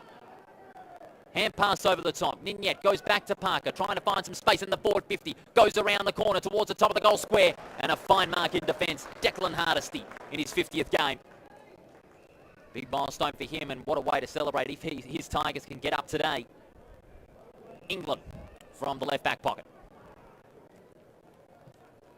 England goes long down the line in the Martinez in the Manuel direction. Schlinsog with the intercept. Kick towards the hot spot. Miller couldn't take the mark. Good rebound. Almost a throw. It went from Miller to Shaw. Breaks through 2 tackles. Snaps towards the goal from 20, and it bounces through. Mason Shaw finally coming to the party. That's his first goal. And scores are level with 24 minutes elapsed in the second quarter. Goal from nothing there. Great stuff from the Bulldogs forwards. I was actually going to comment on how Matty Parker and Hayden Schloith haven't had a lot of the ball, just the 10 disposals between them. And we saw them inside that forward 50 on the first entry there. They managed to move it around, use their pace, and really make a lot of frantic play in front of the goal for the Bulldogs there. And as a result, Claremont just couldn't deal with it, and that's how they managed to get that goal. South Freo really locking it inside their forward 50 for big chunks of this second quarter. 4 goals to 3 in this second quarter. High scoring quarter at that after what had been a real defensive tussle in the first quarter. Will we see one more before half time? First quarter only went for about 29.5 minutes, and we're at the 25-minute mark of the second term. Buller and Higgins. Higgins again snatches it out of the ruck. Taken out of it, but umpire calls play on. Bolton can't break free, and now it's on the centre circle. Dragovic gets the clearing kick out, but Mitchell kept on running, but he's under pressure from Strom. Good pressure, good shepherd by Strom. Allows Donaldson to send it towards the forward 50. No mark there to Shaw from the boundary line, and it's a good tackle applied by on Hardesty by Shaw. It'll be a boundary throw-in. South Fremantle midfield just really picking up now, putting their foot down. Kane Mitchell for Claremont, though, he's had 14 touches for the day, and he's leading disposal getter on the ground. So he's been trying his hardest in that midfield division. Throw in Higgins with a two-handed tap. The path of Edwards. Sneaks it in. Rioli and Subin caught in a team tackle. And they concede only about 15 metres from the contest. Higgins out in front. Tap to Parker. Cut off there by Mountford. Buller gets a hand pass out, but it's a throw. And the free kick will go the Bulldogs' way. And it'll be taken by Nicholas Subin, former North Ballarat player. And he'll look to put South Fremantle back in front. He's going to have to go for a big ball burster from outside the 50. Great pressure from the veteran. Expect nothing less from him. He's doing that his whole career, and he might have the distance here, although into the wind, maybe might drop a little bit short. Subin's going to swing it round with the left foot from right on the 50, and like you said, Joel, it's to the right-hand side, and it is a behind. But at least South Fremantle have hit the front by a point. We're 26 minutes into this second quarter on the Grants Car Stereo scoreboard. Claremont would want one more chance here, but they have to move it quickly. Centering kick. Finds Baldwin. Baldwin, beautiful pass out to Treacy, looping it over the top, releasing Lim. Couldn't take clean possession. Mascos just swooped in and cut it off. Team tackle applied by the Bulldogs. The intensity still maintaining its level in this first half. And the umpire will say, give it to me. That is a wasted possession, I'd have to say. With Treacy, he had the presence of mind. He was right to go for the hand pass over the top. Lim was on the run on. He just stumbled at the last hurdle. Tap goes out to Donaldson. Can't get the clearing kick out. Schloith gets the hand pass out to Blanchardon. Long kick, 1-on-1. Shaw from behind, no mark. The advantage being paid, and the snap comes in around the corner there from Edwards, and it is another behind. 5-10, plays 6-2. Well, what will impress Todd In fact, it's no behind. is that the entire game's being played inside their forward 50, so he'll be very happy with that, just not making the most of it in front of goals. As you saw on the replay there, the free kick coming in and a 50-metre penalty as well while you were speaking there, Joel. The kick from Anton Ham finds Lim, releases Rogers. Rogers sends it long in the Barton direction, but it goes over the top of him and Rioli. It'll be another boundary throw-in. 1 point the difference in favour of the Bulldogs. Tight tussle in this opening half of football. This WAFL match of the day on front row screens, a grand final rematch. Rare sight forward for the Tigers, front of centre here, so we'll see if they can conjure something, because it's really being played in the Bulldogs' forward half. Higgins taps it high. Dragovic gets boot to ball, but it's going to be in favour of the Tigers here. They had the numbers out the back. One of them was Lucy. He takes a nice clean mark on his chest. Lucy sends it in board. That's a beautiful kick. Van Ruin couldn't take the mark. Schlenstock with the intercept possession, but he turns it over, and Claremont now on the counter-attack. Mountford on right centre wing. He's going to send it high. Bolton's running in, looking for the big lead, but a beautiful mark out of nowhere. Benjamin Rioli. Running in uncontested, taking a very good intercept mark at full stretch.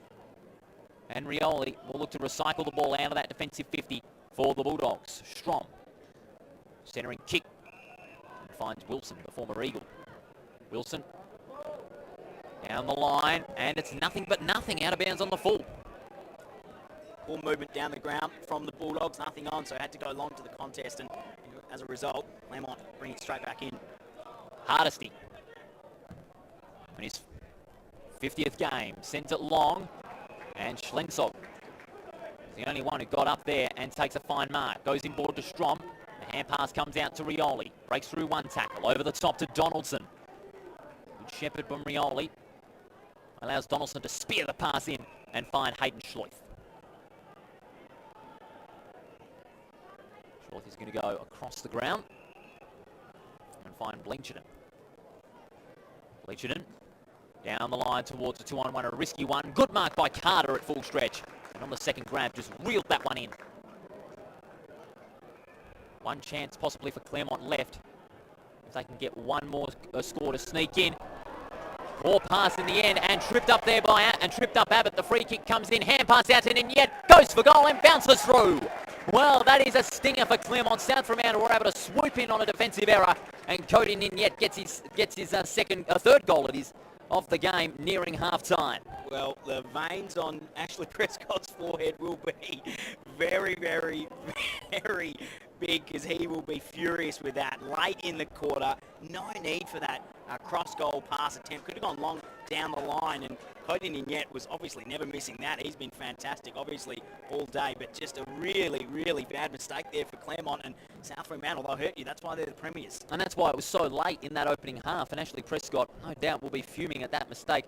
Couldn't go you should not go cross goal when it's late in a half of football. You know, you don't want to take any undue risk. You don't want to play with too much caution. We saw that while Swan Districts were trying to get the momentum back from Claremont last week, and look how that turned out. Yeah, short pass just wasn't on there, unfortunately. Drop ball and made the most of it, as you'd expect, the South Freo forwards. 7 points the difference, 6-9 to 6-2. Higgins out at ground level. Dragovic under pressure there from Patmore. Stevens. Mitchell gets a quick kick out. Well played by Edwards, keeping his balance. Hand pass comes out to Rogers. Releases Martinez. Martinez goes long towards a 2-on-1. Bolton up and forward. Couldn't take the mark. It's a free kick. Free kick for high contact. That's going to go the way of Noah Strom, the big defender. That might have been that last chance for Claremont to really pose any threat on the scoreboard and get back the lead.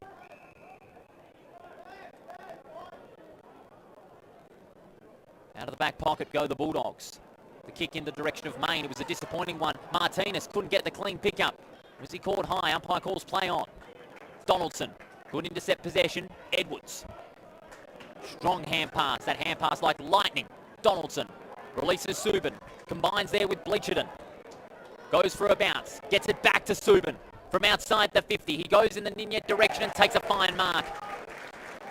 That mark not taken by Ninyet. In fact, it was taken there by Parker. And Abbott it was on the siren. I don't think the siren has sounded yet. That was Abbott. What a hit up from Nick Subin. Great foot skills going inside 50. Had time and space, which they haven't had a lot of so far today, and that's what can happen when you do get time and space going inside 50.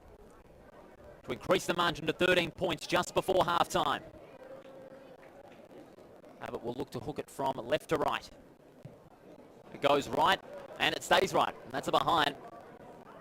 Margin increased to 8 points as we are on the verge of half-time. On the Grants Car Stereo scoreboard. Kick in the direction of Lim. Couldn't take the mark. Dragovic gets the hand pass out to Ninyet. Can't get the clean possession. Great hip and shoulder. Allows Abbott to get clear to the football. He's caught high. And the free kick will be taken by Abbott. And he now gets a second chance at goal. Well, a couple of mistakes here late in the quarter from Claremont. Got to keep your head, especially late in quarters against this reigning Premier's side. They'll make it pay, and you can see here they're just swarming inside that 50 and causing mistakes from the Claremont back six. So Abbott to get his first goal of the match. Really sting the Tigers here. This could really hurt Claremont here. Abbott from 40 metres out. It's bending back, but not enough. It's another behind. It's his second behind in a row. It's now a 9-point margin. Just tried to overcorrect there. Went too far to the left, and as a result, pushed to the left-hand side. Lucy on the second grab. Clean pick-up. Hand pass comes out. Carter. That's a Martinez. Goes across the ground in the direction of Lim. Across the goal face they went. Rogers. Hand pass out. Bolton. Short chip pass. Not 15. Umpire calls play on. The hand pass comes out to Martinez. Goes down the line in the Carter direction. And there's the siren. Well, Claremont, those errors may come back to bite them in the second half, because South Fremantle came home with a wet sail. The last 2 goals they scored in the space of 6 minutes sees them with a 9-point lead at the end of the first half, 6-11 to 6-2. South Fremantle doing all the attacking late in that first half, and Claremont, well, they just seemed a bit rattled. Well, it's really interesting in terms of Claremont are almost dictating the scoring of this game, because when they do flood their back 50, they look like scoring out the back. That's when their forwards look most dangerous. Kicking long to a target for Claremont just isn't working at the moment. We've seen the South Fremantle defence are just too good at intercept marking, leaving their man. We just saw it then late by Glenn Byron. He decided he's going to leave his man, affect the contest, and the South Freo back six are just too good at that. So when they go long down the line, Claremont don't even look like scoring, but we saw at the start of that quarter, when they get out the back and there's space and they push their numbers into their defensive 50, They look so dangerous. So they're really dictating the scoring of this match. It's South Freo who are just doing what they do. We know what they're going to bring. We know they've got the class up forward. The midfield's not even really firing too much yet, and yet they're still managed to be in front of this game. So it's really the Claremont midfielders that need to push down into that back 50 and flood and then get it on the rebound. We saw it a couple of times already in that quarter, so it'll be interesting to see whether Ashley Prescott changes anything there, and also those mistakes just don't help late in the quarter. That's a killer for them, and we saw two late in the quarter, managed to get away with one, didn't score a goal from it, the Bulldogs, but still, you can't have that, especially when you're playing the reigning premiers. Joel Sarasas with special comments with yours truly, Paul Persick, in the commentary box. It is half-time here at Revo Fitness Stadium. South Fremantle leading by 9 points, 6-11 to 6-2. We'll be back with all the first half highlights, our special half-time package, and around the grounds and some of the other games in round 2 of the WAFL season. Back with more after this.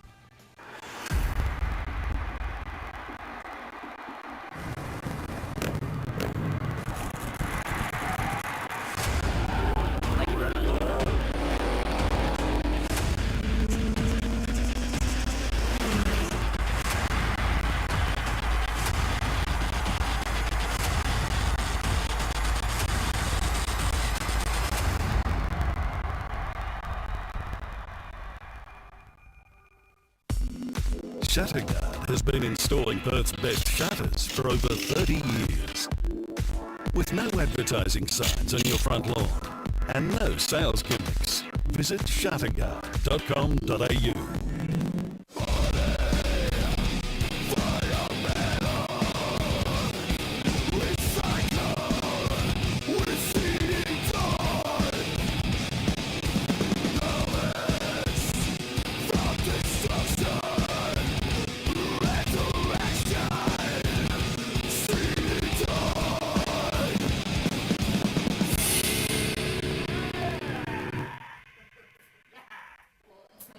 Welcome back to Revo Fitness Stadium. It is half-time in our WAFL match of the day, the grand final rematch between the Tigers and the Bulldogs. The Bulldogs leading by 9 points, 6-11 to 6-2 off the back of 2 goals in 6 minutes to Mason Shaw and Cody Ninyet after some pretty lacklustre disposal by the Claremont side in those last 6 minutes, providing a sting in the tail.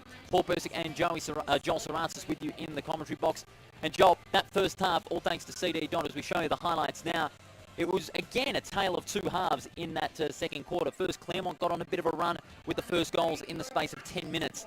3 of the first 4 goals, and then South Fremantle just got on top of the Bulldogs, on top of the Tigers, I should say, completely beating them with good play in the one-on-one, good intercept marking in that defensive 50, and overall intensity around the football in those final 10 minutes. Yeah, as we say, Claremont at the start of that second quarter there after the first break, they just managed to maintain that midfield pressure and the intensity around the ball, which allowed them to get the ball forward for their forwards to have a look at goal, and they took those opportunities early as well. As we look at the disposal getters, Lockie Martins, he's had 18 so far, and the 3 names you'd expect, Ryan Lim, Kane Mitchell and Jai Bolton, all with 15, 15 and 13 touches respectively. So South Freo almost not paying them a lot of respect, really. They're just letting them do what they do, but I guess from a South Freo perspective, they know what they're going to bring. Their players are just so well drilled. A lot of this side is from that premiership team of last year. They kept a lot of their players and they just know how they work together. On ball, they're not getting too much of the footy, but that's not concerning them because the halfbacks are really intercept marking well when Claremont kick long to those contests, and they know they can rebound with a lot of pressure going forward inside 50. And when it gets into that 50 from a Bulldogs perspective, well, they're just looking for one man at the moment. Cody Ninyet, he's already got 3 goals, and when it's in his vicinity, you just know he's going to create something, even if it's not for him personally. We saw him set up a goal with an assist earlier on in that quarter too. He's just so dangerous, and I think the problem from a Claremont perspective is you can't match up on him because he can play high and small. As soon as the footy hits the ground, he's on it, but he can also take those marks, and we saw him nab one of his goals from a pack mark late in that quarter. You touched on Ninyet, not being matched up on anyone. It's because Claremont have got that still got that missing link in defence, as it turns out, especially without Hayden Busher, who was one of the best defenders in the WAFL competition. He's not there with Claremont, and despite the likes of Anton Ham, Ryan Lim and Thomas Bolden playing well in defence, it seems they still have that missing link that they're not able to connect. They've broken the chain, the Bulldogs, at this stage with their play inside that forward line. Cody Ninyet getting himself first to the football in that vicinity, as well as a couple of other key goal kickers like Donaldson and Parker, whose influence in that forward line has been key so far in this game for South Fremantle. Now we're going to go around the grounds to some of the other games, and G. Peel Thunder continuing on their job over at Leederville Oval. Yeah, absolutely. Just finishing up the second quarter there, 59-26. They lead that one. They're really in control of that clash. And now I've lost internet connection right when I'm checking the other scores. Fantastic stuff there. Late in the second quarter, though, West Perth against West Coast. West Perth really showing their rebounding after last week's loss to the Bulldogs. They're in front 9-2-56. The West Coast reserves 3-2-20. So in complete control there, West Perth. And that third and final clash, I've lost all internet, Paul. So don't worry, I'm your saviour there. 6-2-38 Subiaco to 3-4-22 East Fremantle. So the margin there, 16 points. And the other game, that's on tonight, and that is the Demons doing battle with Swan Districts. No doubt that will be an interesting clash there. We're going to go to our package in just a moment. In fact, we are going to go to our special halftime package right now, and we're going to show you now, of course, the Subiaco side. Round 2 now underway. Let's take a look behind the scenes at Subiaco, what it takes to get ready for football in season 2021.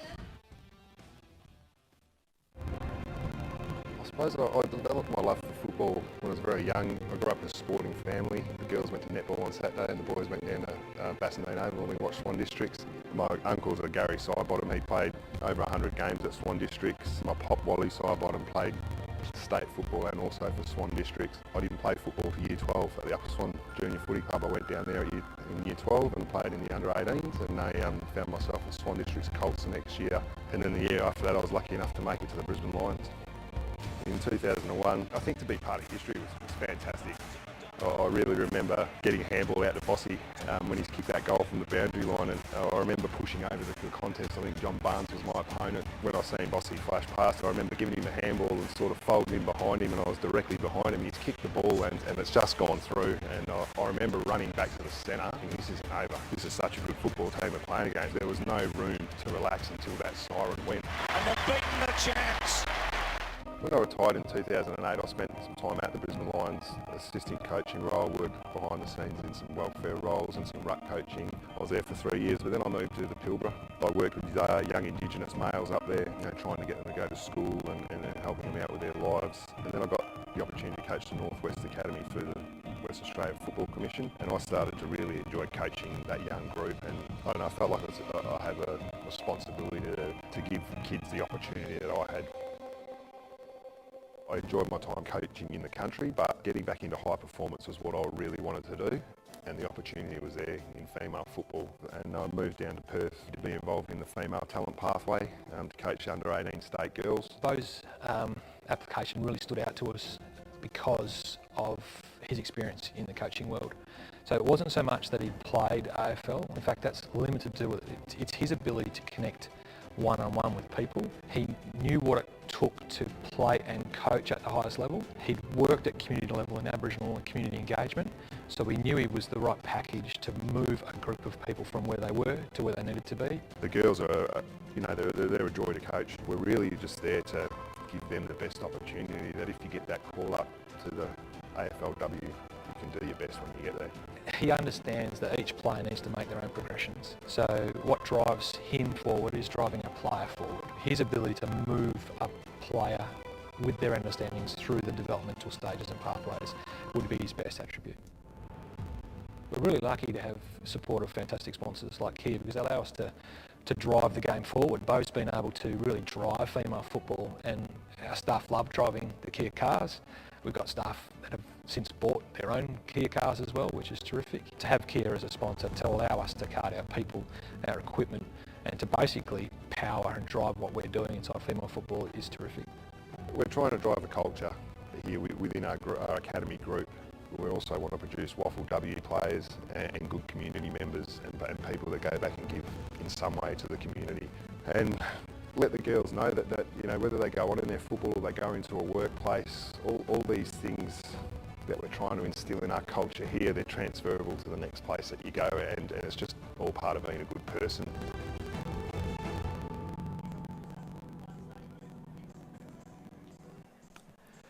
Welcome back to Revo Fitness Stadium. That was our feature on Subiaco, getting set for 2021. They had a big win over East Perth in round 1. And currently they're leading by 16 over South Fremantle. Paul Persick and Joel Sarantz is with you in the commentary box as we see great surroundings over there at Revo Fitness Stadium. People having fun in the apartment complexes watching the game. I don't have to pay a cent for the view there. It's absolutely fantastic. And, of course, the kids having a kick to kick at the end of the day. And that is great to see in the times like this that have been going on around the world, Joel, with, COVID wreaking havoc on the rest of the world. It's great to have West Australia, continuing on, life somewhat close to normality. We got the crowd cap lifted for big venues around Western Australia, including this stadium here at Revo Fitness Stadium. So we've got a big crowd here for today's WAFL matchup, and that is great to see the fans back once again. What better way to spend your Saturday watching the footy from your balcony? The Waffle as well. Great quality clash here as well. Both sides going hard. A grand final rematch, as you'd expect. South Freo, as we mentioned, we know what they're going to bring. They're just a class act, and they combine so well right across the ground from their defensive structures all the way into their forward 50. Their forwards know where each other are going to be. They find space for each other, and they've just got that extra little bit of class that can turn into high-scoring clashes as well. So great to see from them, and a great day of the footy and a great clash so far. You know what? I've liked the work of Jake Patmore from Claremont as well. The way he's been able to steady his approach when going towards that forward 50. He's kicked the goal himself, but those 12 possessions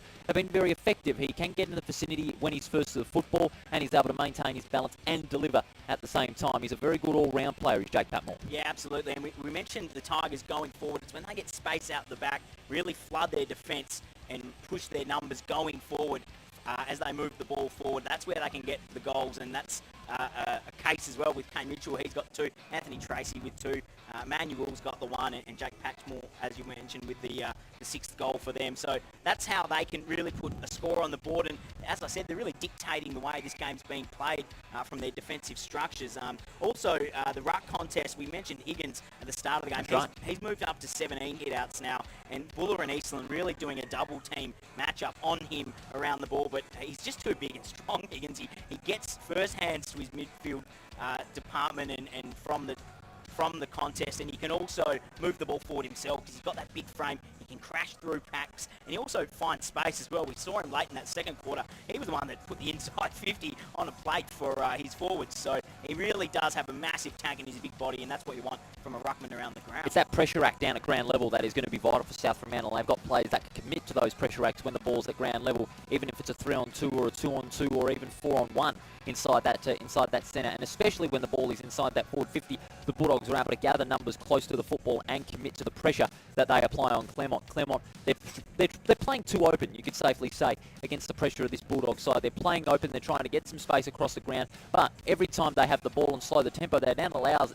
South Fremantle to get numbers to the back and play man-on-man football, and in those last few minutes in that first half, it worked. Yeah, absolutely. That's probably the message from Ashley Prescott is just try and implement the switch, really use the width of the ground because we haven't seen that a lot from them yet, and also to just avoid that long kick down the line because the South Fremantle defence will just deal with that so easily. And you mentioned the pressure that South Fremantle are bringing as well in that second quarter, especially. They're up to 28 tackles, but the Claremont midfield division still in front with 36 tackles for the game. So they're still maintaining that pressure, but we can see as soon as it drops off, South Freo just come to fruition, and they do what they do best, which is attack the goals and put damage on the scoreboard. So it's really on the Claremont midfield division to dictate whether they can have a chance at this game in the second half. Big second half coming up here at Revo Fitness Stadium in our grand final rematch. Claremont trailing by 9 points against South Fremantle, 6-11 to 6-2. We'll be back after the break with all the second half action here at Revo Fitness Stadium on what is a big day in WAFL football.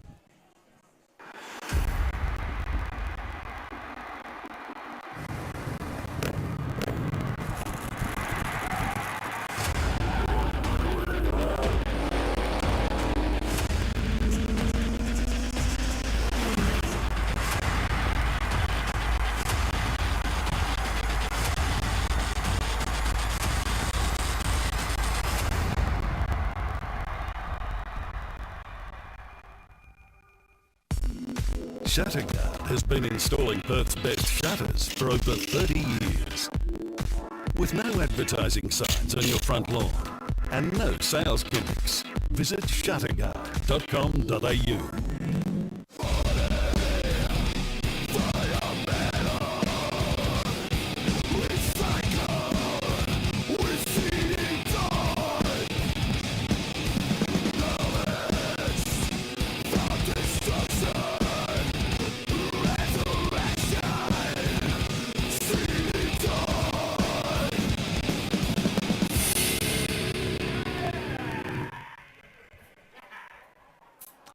Welcome back to Revo Fitness Stadium. We're not far away from the second half getting underway in our match of the day, the grand final rematch between Claremont and South Fremantle.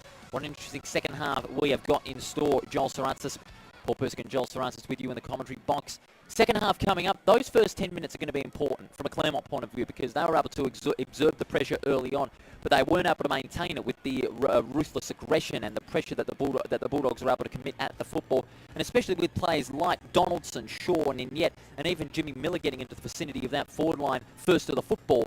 It's going to be important in those last 10 minutes to see whether Claremont can maintain that pressure, because at the moment it has been a game of two halves and they've gone goal for goal, which is what South Fremantle like in this situation. Yeah, absolutely. Expect the Tigers to come out here and really put the pressure, especially in that midfield. You look at their midfield division. I mean, Jai Bolton's had 4 tackles himself as well with 13 disposals. Declan Mountford's got 4 tackles, and Tom Baldwin's got 3 as well. So that's where they were on fire, especially at the start of that first quarter, right from the bounce down. Claremont were really bringing the pressure, and South Freo just couldn't get their game going. But I guess from their perspective, they know how to just absorb the pressure. South Fremantle, they can do that so well. At no stage in the game do they ever look like it's going to be out of their reach to get back in it, which we've seen in both quarters, the first and the second, when Claremont come out with that intensity. So that's what the Bulldogs will look to do, really absorb the intensity of the Claremont on-ball division, and they know they can score when they go inside their 50,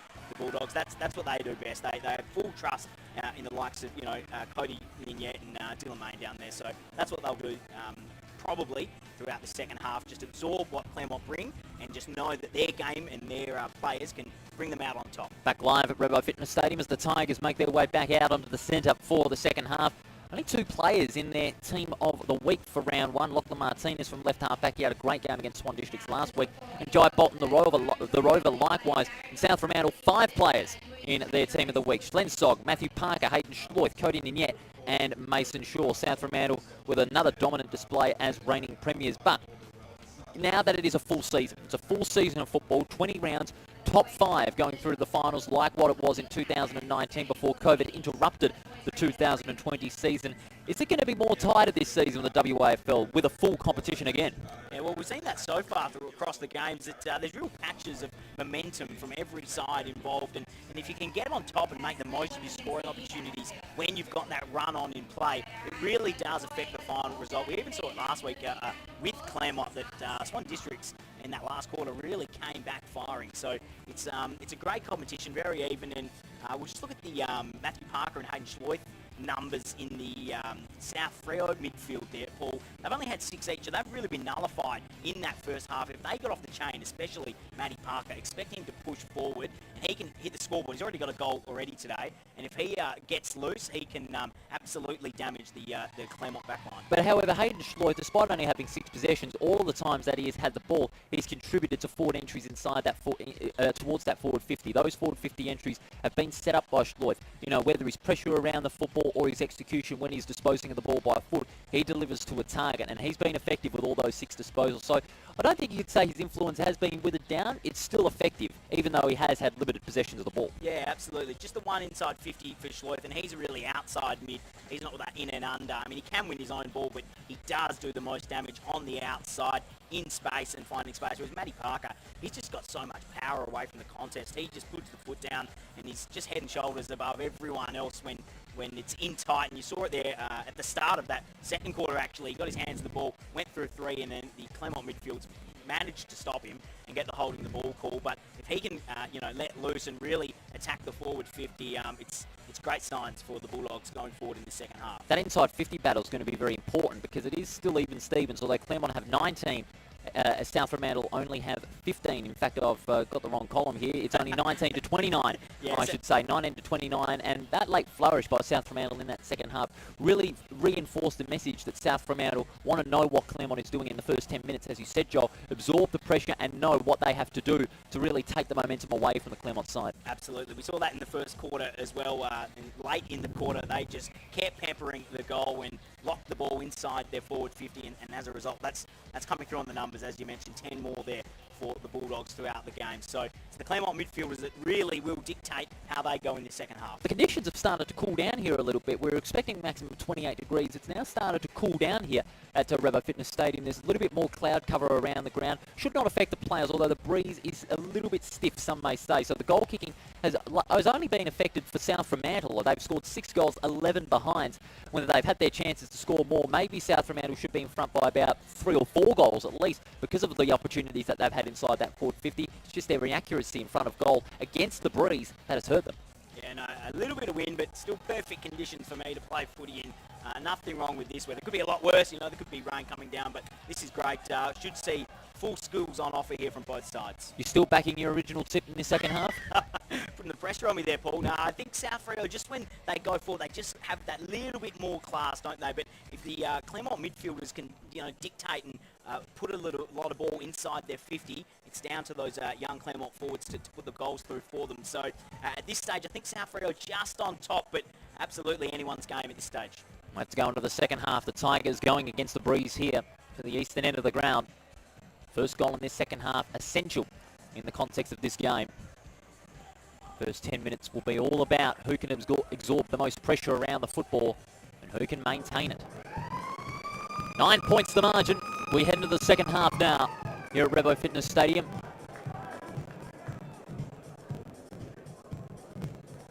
It's going to be Eastland and Higgins. In fact, that is a shocking bounce. And it'll be Higgins that'll pass it back to the umpire, and the umpire will go for a take 2. Eastland and Higgins. Out there to Schloith. Breaks through the tackles. Clears himself a path outside the centre circle. Sends it long towards the forward 50. Lucy out the back. Dispossessed. Edwards looking to get the hand pass out. And in yet takes first possession with by foot. The kick out towards Abbott. In a one-on-one there, but the ball beats both the opposition and himself. And it'll be a boundary throw-in. We mentioned Higgins at that half-time break. If he starts to get on top too, which he really did in the second half of that second quarter, it really spells damage for the Claremont defence because South Freo will get those centre clearances. Miller out in front of Buller. He gets the tap out. Martinez, great play. Hand pass comes out. Now to Patmore and Mountford. Mountford across the ground. That kick just out of reach for Lim. South Fremantle want deliberate, but they're not going to get it. See this high press of the Claremont forwards coming into effect here. This is where they're damaging. There's so much space out the back. Their whole side really front of centre, back of centre for them. So if they can get out the back and get some clean possession play and movement through the middle, they're really damaging running inside their 50. Buller and Higgins. Higgins gets the tap out once again to the path of Schloith. The hand pass comes back to Higgins. Great smother there by Mountford. But it goes over the line for a boundary throw-in just by the apartments. Problem with that, Paul, is you've got to get your hands to the footy first. That's the most important part of moving the ball forward. So the South Freo midfield division, we've already seen Schloith already. He's had a couple of touches early on. He'll look to lift his game. Only had 6 in the first half. I'm sure that will definitely increase. Lim gets the clearing kick out, back towards the centre circle. Look at the speed that Anton Hamper's got inside that forward 50. Can't take clean possession. It's a one-on-one between himself and Abbott. Hand pass comes out. Long probing kick towards the left forward pocket. Bolton just out of reach.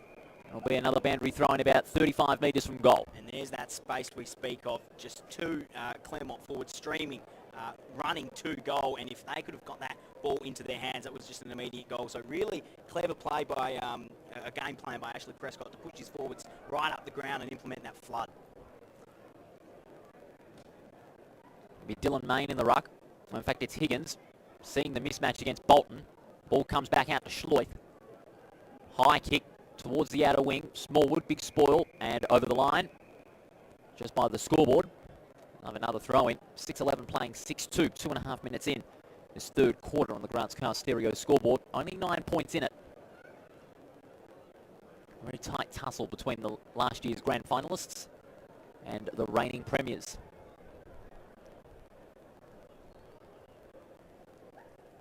Higgins again. This time he loses out to Eastland. Edwards. High kick. Now contest about 60. No mark.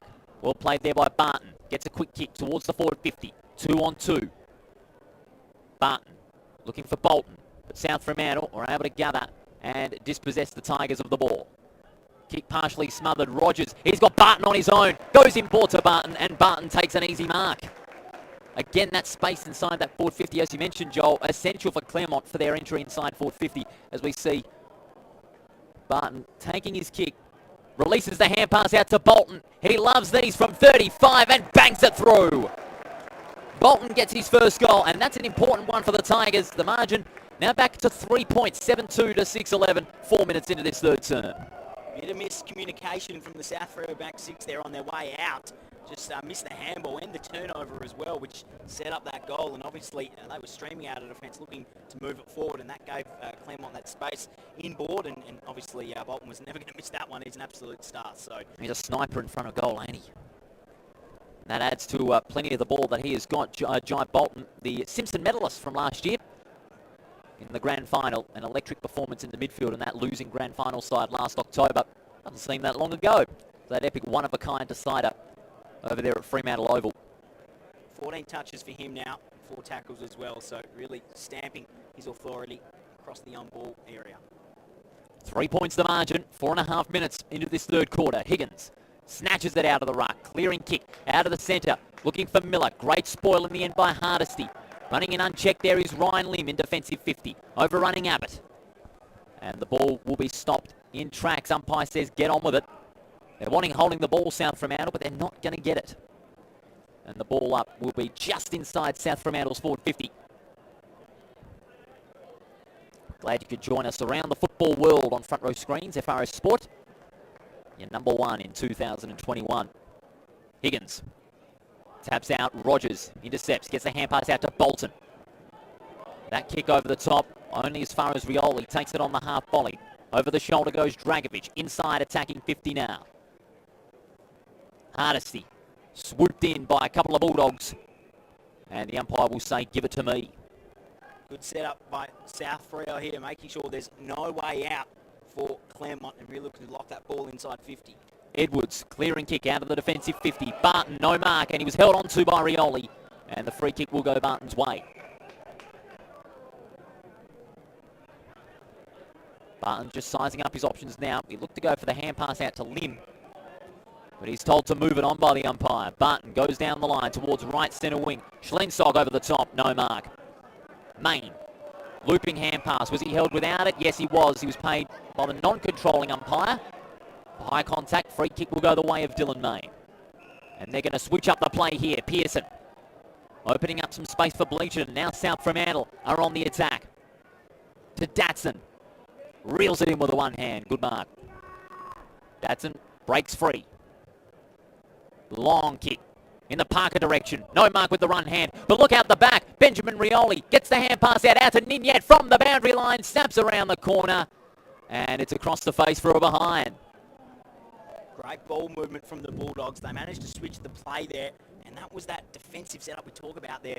Back six coming across, intercept marking. And they managed to implement the switch there, which we haven't seen a lot throughout the day. But it's very scary for Claremont coming out of their back, because the setup from the Bulldogs is just too good. Noah Strom, the loose man, and he's really controlling it back there. Towards the outer wing, the mark's taken by Bolton. On the defensive side of centre for the Tigers, they would love another goal to take back the lead. Being told to move it on by the umpire. Down the line goes Bolton. Carter couldn't take the mark. Good gather by Barton. Barton swings onto the right foot in the Manuel direction. Good mark. Kicked 4 goals in his 50th game last week. He's going to set things up now. He bombs it long towards the tip of the goal square. It is a foot race. England out in front. Can he gather? That's a fine gather. Callum England swings around onto the left foot. Goes for goal, and that is a beautiful goal. Callum England. England puts the Tigers back in front. That's 2 in a row for Claremont. They go to 8-2, 50 to 6, 12, 48, 7.5 minutes have elapsed. What an effort facing goal there from England. Fantastic snap under pressure. And that's that out-the-back goal that Claremont have done so well throughout the game. It was Noah Strom and Schlensog on the far side that were set up beautifully there, but it got out the back, as you see it here. Wheels round under immense pressure, managed to put it through. But the South Freo setup wasn't too bad there. It was just that extra distance on the kick that managed to go over both Strom and Schlensog's head, which means that streaming back into their 50, Claremont had loose men, and as a result, they got that goal. That effort, as you said, England under pressure. He got caught in a tackle, but was able to get boots of ball. He'll be happy with that. Callan England. And that gets the Tigers back in front. 8-2 to 6-12. That inaccuracy may bite the Bulldogs as well. But we still got a half and a bit to go of football. 8.5 minutes into this third quarter. Higgins taps it out. Patmore, he too has had a great game. Hand pass comes out. Schloith recycles the ball. Releasing Higgins, gets boot to ball. Shaw over the top, no mark. Datson out in front. Can he get the hand pass out? His target was Edwards, no. And Claremont again recover it out of the defensive 50. Baldwin, can he get the sit? Good pick up by Baldwin. Caught hard and a good tackle there by Abbott. And he might be gone here. No, the umpire says, I'll have it, thank you. Great pressure from the Bulldogs half-forward line to lock that one in, but the Claremont back six really coping well with those centre clearances coming from the South Fremantle on-ball division. About 55 metres out from the Bulldogs' goal. Higgins gets the tap out, releasing Drankovic. His kick is smothered there by Rogers. Barton barges his way through there. And he's not going to go anywhere further. He was hit by a brick wall of Bulldogs. Great intensity at the footy there. Everyone, bodies on the line here, as you'd expect from a grand final rematch, absolutely. And a great atmosphere too at Revo Fitness Stadium this afternoon. Schloith, quick kick out inside the 50. Donaldson in front, but supported there by Parker. The hand pass comes out. Here is Parker. He goes for goal, partially smothered. Gets the hand pass out to Ninyet. It snaps from 35. Bangs it through. Ninyet gets his fourth goal. Should I say it again, Paul? How good is Cody Ninyet? Yep, we could all agree. His fourth goal. He's catching fire in this game. As we see on the CD Dodd replay coming up now. A great gather. Parker, hand pass out the back. And just steadied himself off a step. His composure is such a key. Up forward is Cody Ninyet. Always knows where the goals are and just off a step, didn't even really look. Swung around on the right and put it straight through. And set up from Matty Parker. We mentioned both him and Schloith in the midfield for South Freo. If they can get on top in this second half, that'll put a lot of pressure on that back six from Claremont. And we've seen it already, but in fairness to Claremont, they're doing okay going forward themselves too, getting out the back. So a massive arm wrestle here, both sides really looking good. Those first 10 minutes have elapsed in this third quarter, so South Fremantle should know by now what Claremont can do in the start of a quarter of football. Now they can get the pressure on the ball early and get those repeated entries inside 450. Now is South Fremantle's chance in the next 10 minutes to assert that momentum. If Claremont get the next goal, then it's going to be a real arm wrestle for those final 5 or 10 minutes in that third quarter. Higgins again winning the hit out. Hardesty in front, but there's a free kick. Umpire's paid holding, and it's going to go the Bulldogs' way. And it'll be Nicholas Subin to take the free kick alongside the centre circle. His kick going to the lead of Shaw, but a great mark in defence. That is Smallwood out the back.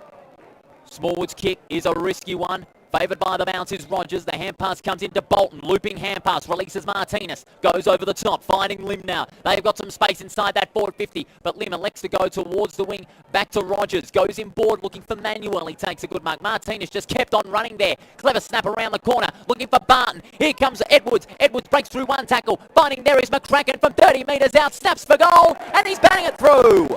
Harrison McCracken with a fine goal and rewarding a great setup in transition from defence into attack. And Claremont get back to within 10 points. The overlap run They take back the lead. Fantastic from the Tigers, the overlap run out of defence. Players just streaming forward, managed to put the ball movement together well, quick hands and moving into space as well. When those midfielders are streaming inside 50, they managed to find space and really split up that South Fremantle back six. So fantastic goal from the Tigers there. Great to watch and great running play right from the back 50. All started from an intercept mark down back. And the overlap run is just streaming forward. And that's clearly what Ashley Prescott's trying to implement here. And it's working wonders for them. It's just defensively if they can hold up this South Fremantle strong midfield and forward group. Claremont have kicked 3 goals to 1 in this third term. And they now take back the lead by 2 points. Goal for goal in the last 5. Frantic fight the third quarter so far. Hacked off the ground. Edwards. Hand pass intercepted. Donaldson can't take clean possession. Bolton hacks it forward. 1-on-1 contest. Well read by Mitchell. He takes a good mark. The hand pass releasing Edwards. He's going to send it to Manuel. He takes a good mark at full stretch. He's got a couple of forwards leading there on his own, but Manuel backs himself in. He goes in the Barton direction, but a fine mark under pressure there. I think that was Chad Pearson who took the mark. Yes, Pearson is going to send it across the ground and finds Donaldson. What a grab back in defence. That ball was coming in hot. Managed to launch himself at that and put an end to that 4-8 forward. Great grab. Byron from the right half back flank. Sends it long under pressure, but that kick is a shocker. And that is Jack Buller, who's battled with Brock Higgins all throughout the afternoon. He's going to have an opportunity for Claremont to set it up. 3-on-1, big pack of players crashing. Main, close to the boundary line, gets himself out of trouble. The hand pass comes out, but they get themselves back in trouble. The tackle being applied there by Barton, and the umpire will say, give it to me. Saw Dylan Main there. He's up to 18 disposals now for the Bulldogs, and he's been on fire. But it's the Claremont midfield. They're getting more hands on the footy. 21 to Martins and Lynn with 17. Bolton in the ruck, loses out there to the Bulldogs. Main gets it high, and again Buller in great position for the intercept mark. He's got Lucy running uncontested, but he does not take the undue risk. He's going to send it to the hot spot. They'll contest about 40 metres out. Big punch away, close to the line and over. Boundary throw-in. 2 points the difference in favour of the Tigers. 9-2 to 7-12. 14 and a half minutes on the Grants Car Stereo scoreboard. A grand final rematch that is living up to its billing. You could say, Joel, so far it definitely has, with a great crowd and a great skill, a great standard, I should say, being put on display. Buller. Edwards. Shimmies past. The hand pass comes out to Lucy. The kick out towards the forward 50 and Schlensog. Beautiful mark out the back. And stopping the Claremont entry right in its tracks. Bit hesitant there with Schlensog in disposing of the football. Out in front, Edwards couldn't take the mark. Nice gather from outside the 50. Short pass comes in and finds Alexander Manuel. He'll have a shot from about 45 metres out. Bit of kick to kick there in that forward pocket from both sides. The Bulldogs defenders, very smart players, but their exits coming out, just the foot skills falling down. And as a result, repeat entries for the Tigers and a shot at goal.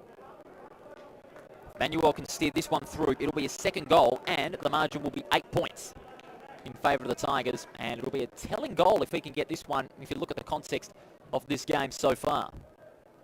Manuel, from 45 metres out, starts left, straightens up. That is a fantastic goal from Alexander Manuel. That's his second goal, and they get out to an 8-point lead. Claremont 10-2 to 7-12. 16 minutes in this third quarter on the Grants Car Stereo scoreboard. Much needed one for the Tigers. What a kick. Perfect left to right there from Manuel, and that entry inside 50 just lowered the eyes, managed to hit him up. We saw the South Fremantle defence coming across and intercept marking 3 or 4 entries there in that whole passage, but that one, as soon as you hit up a streaming forward coming out of the square, that's what happens. You get the set shot opportunity and took the most of it there. Haven't seen a lot of that from the Tigers today. A lot of their goals have come from that running play from midfield, but they'll be very pleased with that one to put it on the board from a bit of a slow entry. 4 goals to 1 in this third quarter. Claremont have got the run on here. Can they maintain it in these last 5-10 minutes of this third quarter before three-quarter time? The pressure really on the Bulldogs to get this next one. Todd Curley inside the box will certainly be feeling it. Bounce favours Buller. The tap out towards Bolton, and there's a holding on. The free kick will go Claremont's way. They're pressing on. The advantage is paid. Bolton finds Manuel with a good pass. In fact, no, that's Patmore. Long kick towards the top of the goal square. Buller with the mark, and he's taken it. Fine mark taken in the end there, and it'll be Anton Hamp, it is in fact, who shifted from down back into the forward line. And this will put further pressure on the Bulldogs if it can get this one through. So Anton Hamp from 20 metres out directly in front. He should sink this. Directly in front. Deliberate approach. Never looked like missing. Margin now 14 points. 11-2 to 7-12. Claremont starting to kick away in this third quarter. They've kicked 5 goals to 1.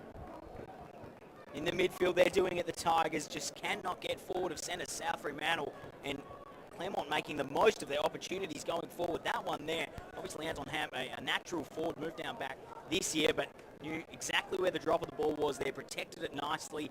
South Free, I think, were calling for a shove in the back, but probably more in the side. Good body work, and as a result, got the kick right in front of goal. In fact, since the 10-minute mark, Claremont have kicked 3 goals in the space of 8 minutes. South Fremantle, they've got to do everything they can to stop the run here. A goal against the run of play will be vital in stopping the momentum for the Tigers. Because Claremont at the moment, they are running away with this one. But they've still got a quarter to go. Parker being thrusted into the ruck. An interesting move. Tap comes out. Parker gets it back to Strom. Strom flicks it forward. Bleacherton towards the forward side of centre.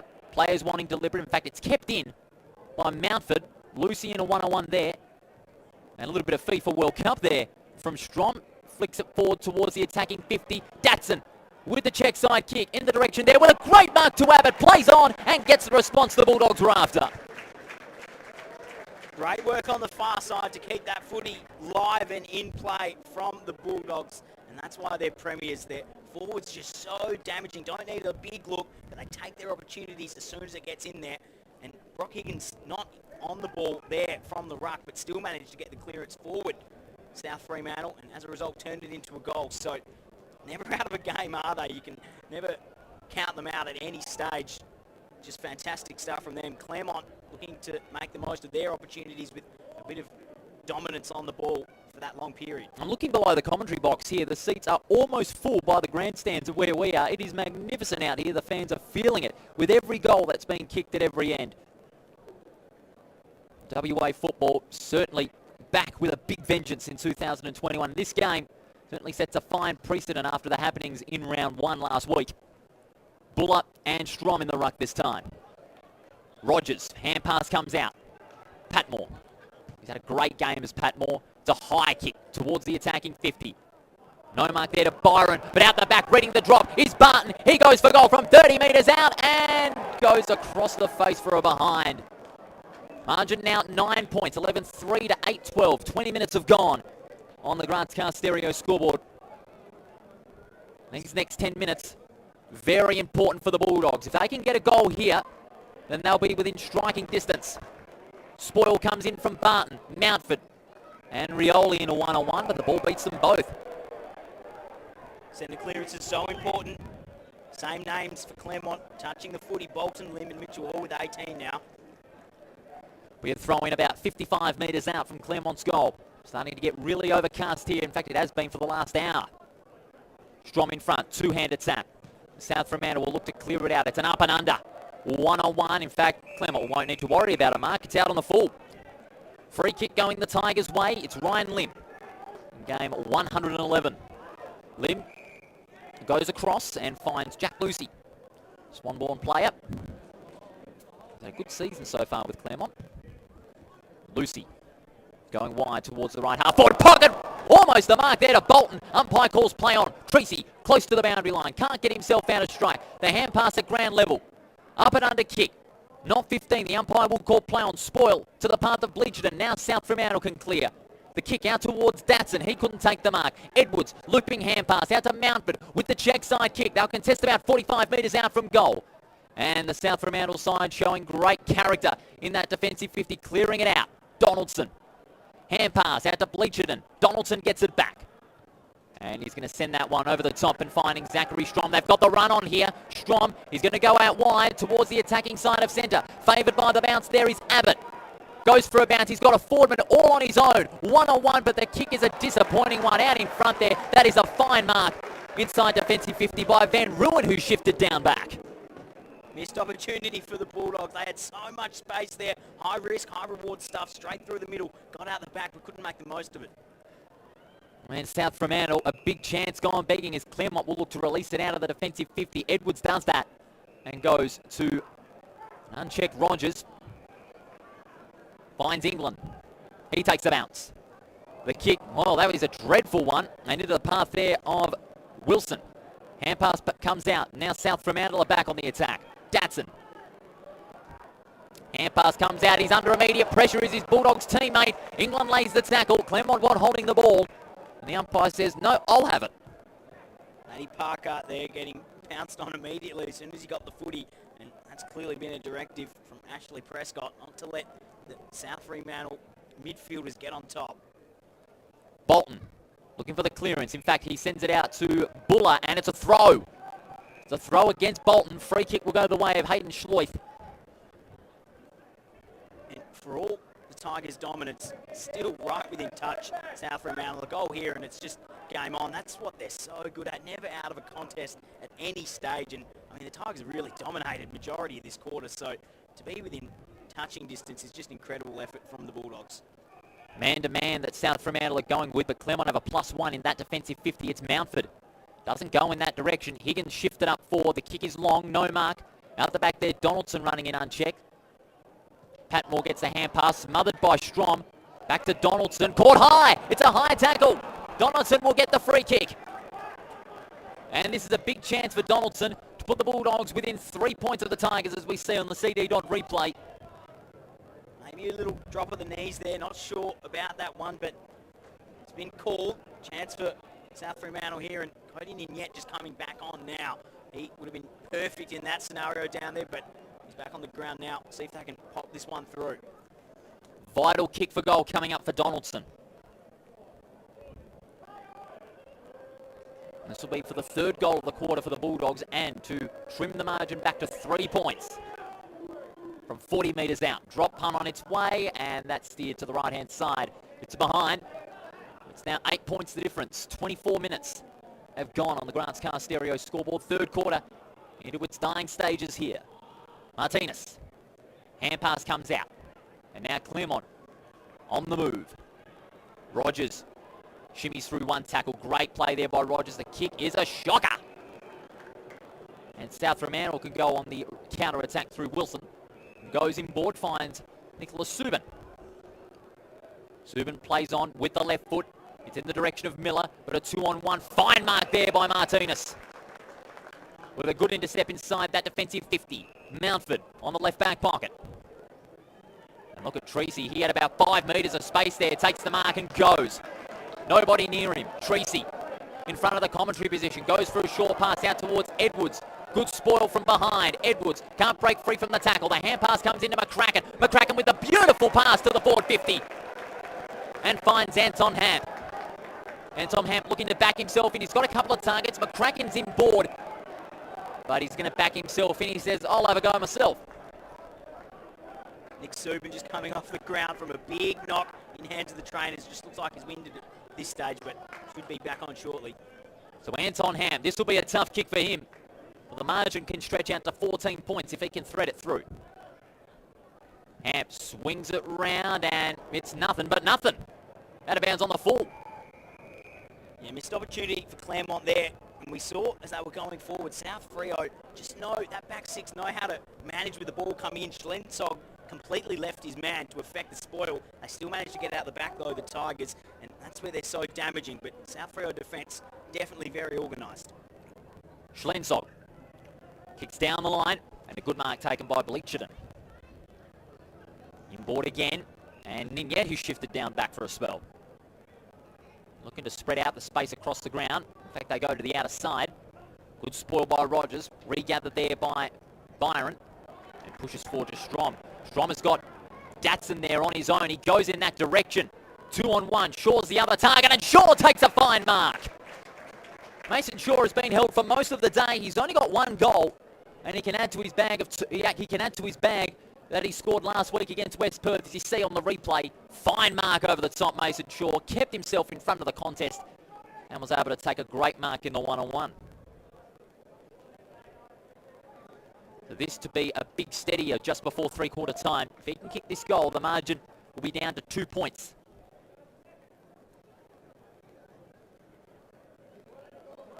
Mason Shaw from 40 metres out.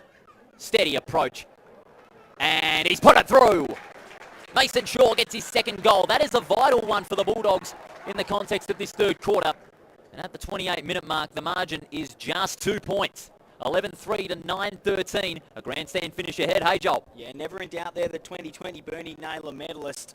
Straight in front, was always going to put that one through, but really a taste their own medicine almost there. The Tigers, space out the back for the South Freo, was all resulted from a one-on-one contest on the far side wing. Managed to turn inboard, and that really set up that forward 50 entry. And, well, Mason Shaw, he's just going to launch like that all day long and kick truly as well. He's an absolute star. In the final minutes of this third quarter, it's been a telling one for both teams. Claremont still have the lead, but there is still plenty of time for either team to get a goal just on the three-quarter time siren. Higgins and Buller. Buller's been sharing the ruck duties with Eastland. Eastland playing a bit more around the ground, but very quiet. Clearance comes out. Patmore right away for Claremont.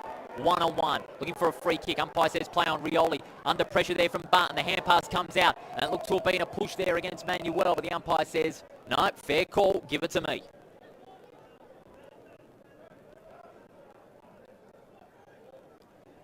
Claremont fans feeling every moment, as are the Bulldog fans who are flooding the stands here. Higgins gets the tap out. Schleuf in the right place at the right time. The hand pass comes out. Byron goes back to Higgins. It's an up and under kick out of the defensive 50. Hardesty stands underneath the ball. Miller with one hand, but he couldn't take clean possession. The ball is over the line, and we'll have a throw in. That was the effort from the ruckman to slam that one on the boot. Went about 50 metres up. Not the most skillful blokes, the big fellas, but good clearing kick from Higgins. And South Freo defence, as you'd expect, just holding up under immense pressure in the second half of this third quarter. Higgins and Buller, they both miss it. Patmore, hand pass out to Bolton, cut off by Strom. Subin with the left foot, close to the boundary line, and it'll go over once again. Claremont are wanting these stoppages in the final few minutes to stop the run that South Fremantle have been on in the last couple of minutes, with that sure goal being the peak of that. Strom getting his hands on the footy too. 15 for him, 2 tackles and 7 marks as well. Using his height to his advantage, but he's also got that athleticism around the ball as well, as we just saw there. Higgins in front, only as far as Edwards. Bolton around the corner, down the line. England spoiled brilliantly there by Mascos. And another throw in. This time it's on Claremont's attacking end of centre.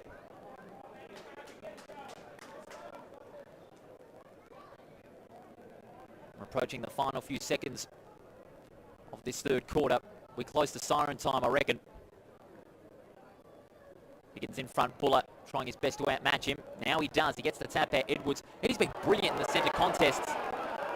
Was he pushing the back? Claremont wanting a free kick. The umpire saying, Who else but Nick Subin going in hard. See that from him all day, the veteran. Massive effort there. And as you mentioned, Edwards always hard at it too. Another battle between Higgins and Buller. Buller wins it. The tap goes out there to Rogers. Cleverly hacks it off the ground. Hand pass over the top to Rogers. From 40 metres out, threads it through. Bailey Rogers, that's a telling goal right on the verge of three-quarter time. Claremont get the margin out to 8 points as we are nearing the 31-minute mark of this third quarter. Rogers has his first goal. What an effort from Bailey Rogers, the 1-2. Quick hands, brilliant stuff from him. Inside, as you can see there on the replay. Look at that, just managed to get that metre of space ahead of his opponent and kick truly. But that's what you can do with a clearance. All important there.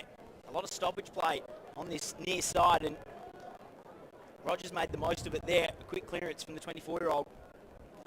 That goal could really hurt the Bulldogs in the final quarter. They did not want to concede any goals just before three-quarter time.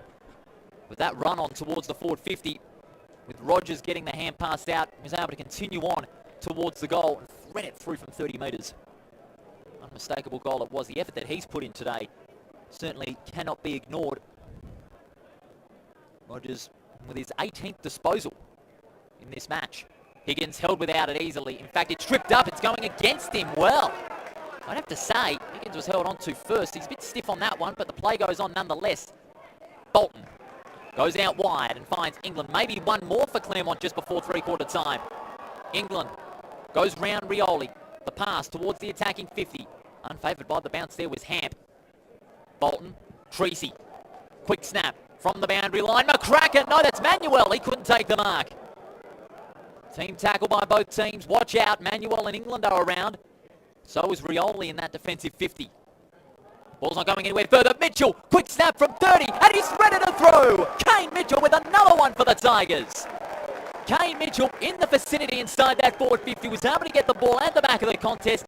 Quick snap from 30, and that's another one for Claremont. Bulldogs defence claiming they touched that one, but nothing coming. Quick snap out of nothing, essentially.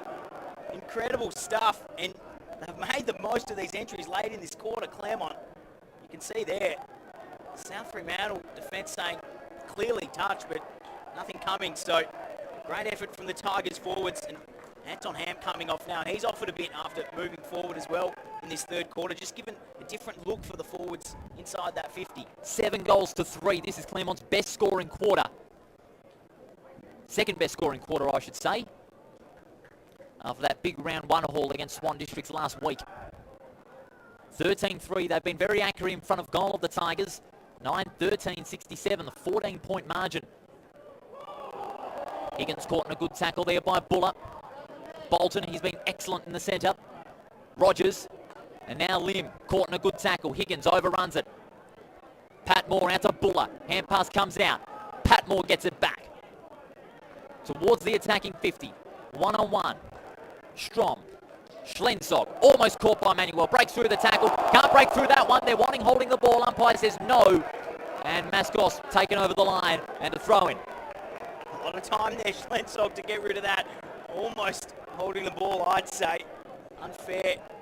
Unlucky for Claremont not to get that call going their way, but that intensity and their pressure from the forwards has just been fantastic all day. Higgins in front with the two-handed tap out to Ninyet. Quick snap outside the defensive 50. Mascos couldn't get clean possession. Shaw shifting up the ground, and it's taken over by Smallwood. And it'll be another throw-in alongside our broadcast position. Ninyet moved up onto the ball. As you'd expect, get your best, most classy players up there under immense pressure from the Claremont midfielders. Good call. Higgins favouring himself to the throw-in. Dragovic at ground level. Caught in the tackle by Mitchell. He's in trouble from Schleuf. Did he drag it in? Sound Fremantle wanting a free kick. They're not going to get it. Almost 35 minutes in this third quarter. Plenty of goals being scored. 7 goals to 3 in this third quarter alone. Higgins, another clear tap. Ninyet can't take clean possession. 2-on-1 in favour of the Tigers, but now the Bulldogs swarming in. Hand pass comes out to Rogers. Rogers and Donaldson going at it. Rogers gets it back. That's fine play by Rogers. Not 15. Umpire calls play on. Treacy.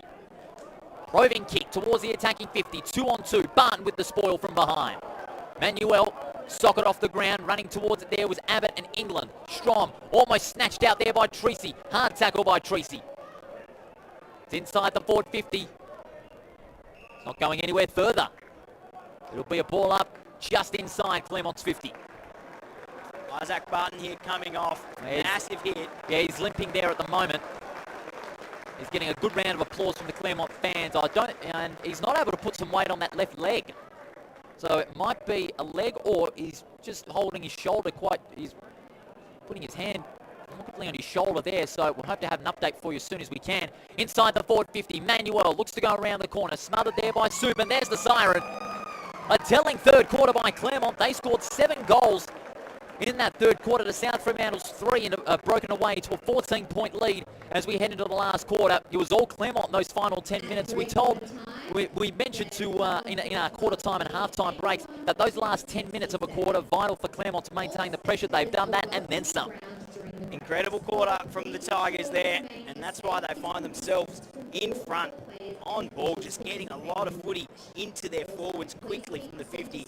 Hardly an inside 50 for the Bulldogs for the second half of that entire third term there, but I guess positive for Todd Curley, they're within reach. It's not completely out of reach from the reigning premiers, and that's what they do so well. So great last quarter coming up. If Claremont can maintain that pressure around the footy and get their hands to the ball first, which they have been doing. I mean, Brock Higgins not getting a lot of help inside for the Bulldogs there. If Claremont can maintain that pressure around the ball and get it going forward, it'll be massive for them, but South Freo definitely within reach. It's still anybody's game here at Revo Fitness Stadium. The Tigers lead 13-33, 81 to 9-13, 67. We'll be back at Revo Fitness Stadium with all the final quarter action right after the break.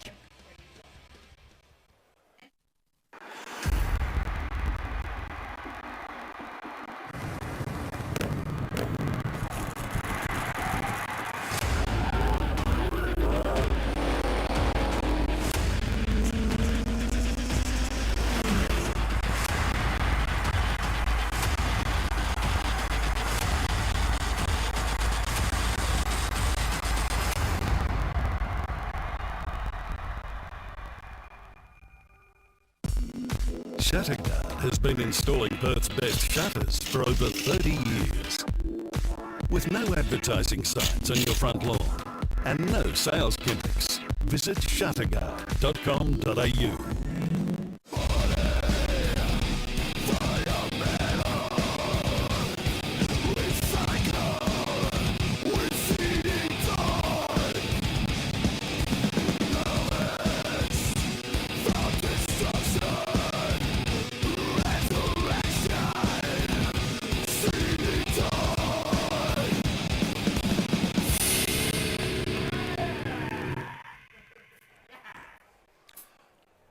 Welcome back to Remo Fitness Stadium, in for a pulsating final quarter after a big third term by Claremont, which saw them kick 7 goals to 3 against the wind.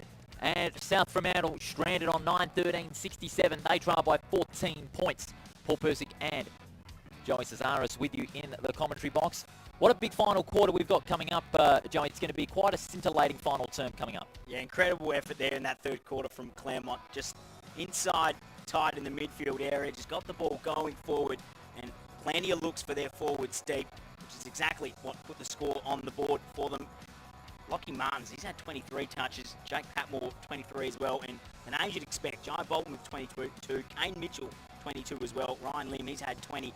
And Bailey Rogers, what an individual effort from him to get a goal in that third quarter. The 1-2 just outside 50, streaming into the arc and putting it through with a great effort. They've just been great all around the ground so far, the Tigers, in this second half, and it'll be interesting to see how South Fremantle change this up. It's really the looks at it for their forwards that they just haven't had, especially in the second half of that third quarter. I mean, the back six is organised and they set up well. They spread and leave their man to implement to impact the contest. But again, it's just, if the ball comes in so much, there's only so much you can do. Schlensog, we see it there. That was an opportunity on the highlight there for him to clear that one, and there's only so much you can do when the ball's just repeat entries, and that's what the Bulldogs had to deal with in that third quarter. So they'll really be looking to get on top out of the centre and get the clearances up for them and get their deep forwards, which we know are stars. We saw Mason Shaw in that third quarter take a brilliant leap and goal right in front, and that's what they can do. They just haven't been getting the supply. So it's inside the centre square where this one's being won for the Tigers so far. The centre clearance in particular, that's where Claremont started to get the bit of the run on. They got more of the contest clearances towards their attacking 50 and in the centre restart, and that's where players like Martinez, Patmore, Bolton and Rogers, as we mentioned, with a fine individual effort late in the third term, that has got Claremont on this ascendancy of momentum. That's where South Fremantle will have to get that win first. If they want to get back into this game, they'll have to win those centre clearances, and they've got the players to do it. It's just that the supply has been lacking in this third term. Well, you mentioned the players. Matty Parker, he's only had 6 touches of the footy throughout the game. He scored a goal, but he's been really nullified throughout. So great effort by the on-ball division from the Tigers to keep him quiet. Schloith picked up in that quarter. He got up to 13, doubled his touches in just that third quarter there. And Nick Subin's been the one who's really getting loose for the Bulldogs. He's had 17 so far. We're going to go around the grounds now for some of the other games. Keep in mind, of course, Perth Swan District's coming up a little bit later in second match of the day on front row screens under lights. Peel Thunder almost sealed the deal against East Perth. Fourth quarter's just started there. 110 up. Well, 110 to 48 they're up so far in that one. Fourth quarter's just started. Peel Thunder, great effort from them. East Freo are playing Subi, and Subi are up in that one 67 to 46. They lead. And in the West Perth West Coast game, it's West Perth who rebound after a loss in round 1. They're dominating that halfway through the fourth there. 15-5-95 up 5-5-35 over the Eagles. Big return for Mitchell Antonio for West Perth. He's kicked 4 goals. Absolutely great. He's gone through hell in the last couple of years, but good to see him back in fine form. And Tyler Keitel with 3 goals for the Falcons. As you'd expect, Tyler Keitel, absolute star deep for West Perth. And Keegan Knott, he managed 4 last week against South Freo. He's got 3 again today. So those good plays in the forward 50 for West Perth coming through there. Big final quarter coming up. You still backing the Bulldogs, or you're going to make a late change? I have to put the pressure on you, man. Thanks, Paul. Appreciate that. No, look, Claremont were fantastic in that third quarter. If they can maintain that level of play, they'll run away with this one. It'll be up to South Freo to get back into this clash so far in this fourth quarter. I'm still thinking the Bulldogs. You know, they are a premiership side for a reason. They are strong in the final quarter. When the game is tight, the Bulldogs know how to play that pressure football in that last quarter when it's really on the line, and they've got the depth to do so. So I'm going to still back the Bulldogs, I reckon. Well, we saw that last week against West Perth. It was the first 5 minutes of the final quarter where they just came out, put the foot down, and put on about 4 goals in the first 5-6 minutes. So if they can do that here, obviously, well, they need to do that, I guess, at this stage. So they'll be looking to get their hands on the footy first. 14 points is the difference. The first goal will be crucial in this final term. We await the crowd just to vacate the arena. We've had a bit of a delay, but now the players are ready and the umpires are ready. We can get underway in this final term. It's been a cracking grand final rematch thus far. What a climax we have in store. The Tigers 13-3 to 9-13 as we begin the final term live on front row screens. Strom in the ruck. Gets the tap out to Schleuf. The important first centre clearance goes the Bulldogs' way. Out forward in the shore direction. Good spoil there by Smallwood. Hand pass comes out from Mountford. Out there to Van Ruin, who shifted down back.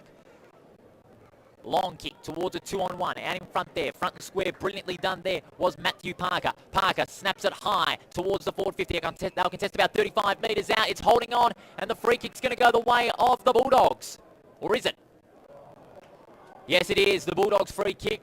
It was a chop of the arms against Smallwood, and it is Mason Shaw who'll have the opportunity to fire the first strike for the Bulldogs. Well, we mentioned Parker and Schleuf just then in that break, and immediately 2 possessions, and that's what they can do. As soon as they get their hands on the footy, repeat entries, and this is what it caused. Mason Shaw, great set shot as well. This for goal number 3. Get the margin back to 8 points.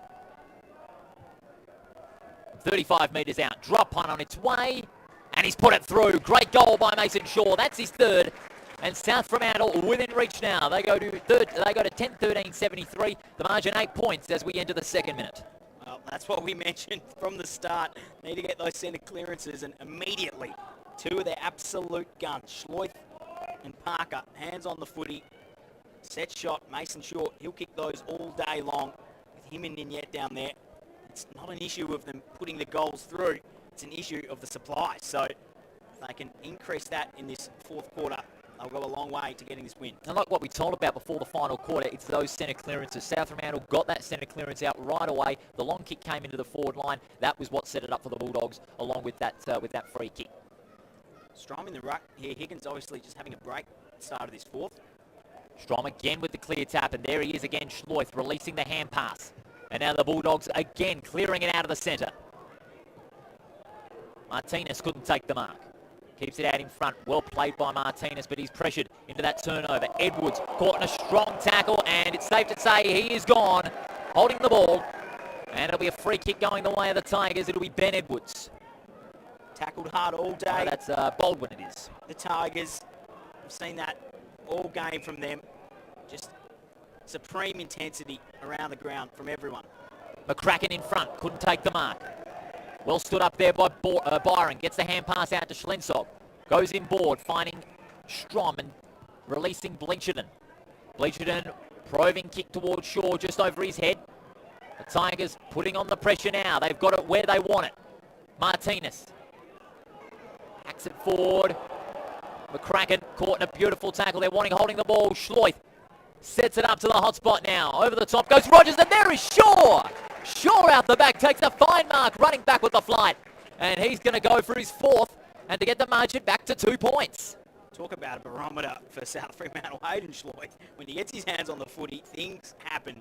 Already 3 touches in this fourth quarter, and probably looking like he's going to set up 2 goals. Incredible stuff. A magnificent leap out the back from Shaw to snatch that mark from the pack. So he'll kick from 20 metres out. Only 2 points in it if he kicks it. Better stay with us, folks. Mason Shaw has put it through. That's number 4, and he's second straight in the quarter.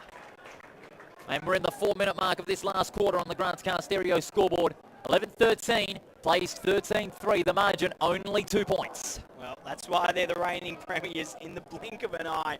They are straight back into it. And we said they did that last week against West Perth too. They went into that final term in front, and within the first couple of minutes, South Fremantle just know when to put the foot down in games, and they've done it here again. Absolutely game on from Claremont's perspective.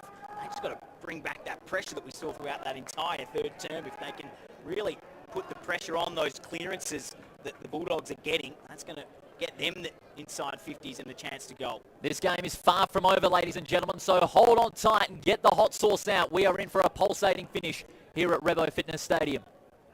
13-3 playing 11-13. Higgins loses that to Eastland there. Buller out in front, under pressure there from Blincherton. Bolton can't get the kick away. Main, beautiful hand pass out, releasing Byron. Hand pass. Low over the top, there was Edwards. Umpire calls play on Martinez. Hacks it forward. That was clever. But the Bulldogs, they've got the bark turned up. But the Tigers clear it out. Mark's taken there by Carter. Out there to Hamp. Beautiful kick to the path of Patmore. He's on. He goes inboard, and that is 2. A beautiful kick, finding England. He's got a couple of targets there up board. One of them there is Rogers. He can have a set shot from 40 metres out, and he's got it! Bailey Rogers with a magnificent goal, and against the run of play, gets Claremont back up to an 8-point lead. Great movement from the Tigers, one end to the other. Incredible stuff. Great call to come back inboard and take that one through the centre of the 50. As we watch the replay here, look at the streaming midfielders coming down from the Tigers on ball division. And we've seen that all day from them as well. And Bailey Rogers, that's his second. First one, incredible effort. That one, just time and space and took the opportunity well. A telling goal that from Claremont against the run that started with South Fremantle kicking 2 in the space of 4 minutes. And now they go back to an 8-point lead. Lead remaining in single digits after the first 5 minutes of this game. The first 5 minutes of this final quarter, I should say. Brock Higgins back in the ruck for South Fremantle. See if he can influence this clearance here. And he's going up against Bolton in this battle. Higgins would see the mismatch in that contest. Bolton, bounce faves him. Parker gets caught as soon as he hand passes it out to Subin, trying to keep it in front. 2-on-1 in favour of the Tigers. Bolton at ground level, great play. Mitchell, Parker, snaps round the corner. They'll contest about 30 metres out. Shaw can't take the mark. And the kick comes in from Donaldson around the corner, and it's across the face for a behind. The margin now 7 points. They got forward there, the Bulldogs, but that's that pressure that we see from the Tigers on ball division. Parker almost out, lunging tackle from Kane Mitchell, managed to put an end to it. Bit of erratic ball movement there from the Tigers. That looked to have been out of bounds for a moment there, but the umpire says play on. Now the ball's out of bounds. And it'll be thrown in right on the 50. It's in prime Bulldogs territory now. They want this next goal to get it back to within a point. Make no mistake about it, this game is certainly going down to the final siren. Bolton in front, but he, like Higgins, misses it. Bulldogs go down, but getting back up there is Wilson.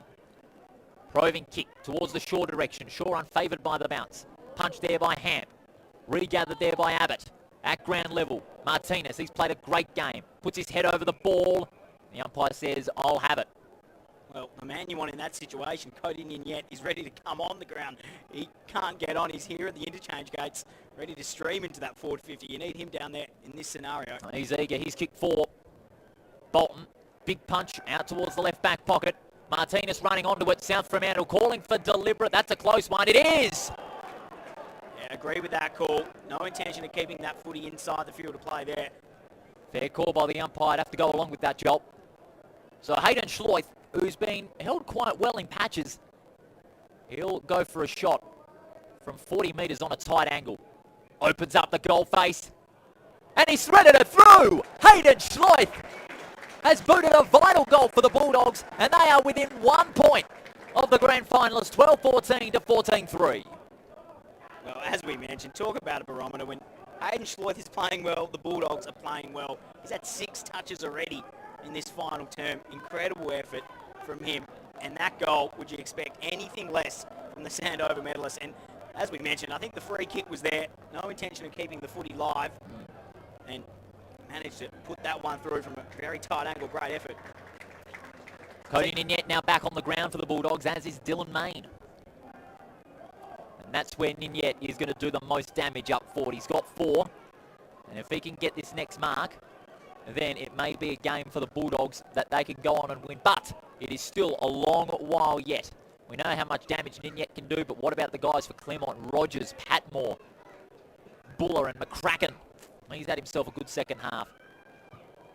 1 point the difference, 14-3 to 12-14. Higgins, clearing kick. He's been superb in the ruck this afternoon. Datson and Abbott, felled by Mitchell. Hand pass out to Bolton.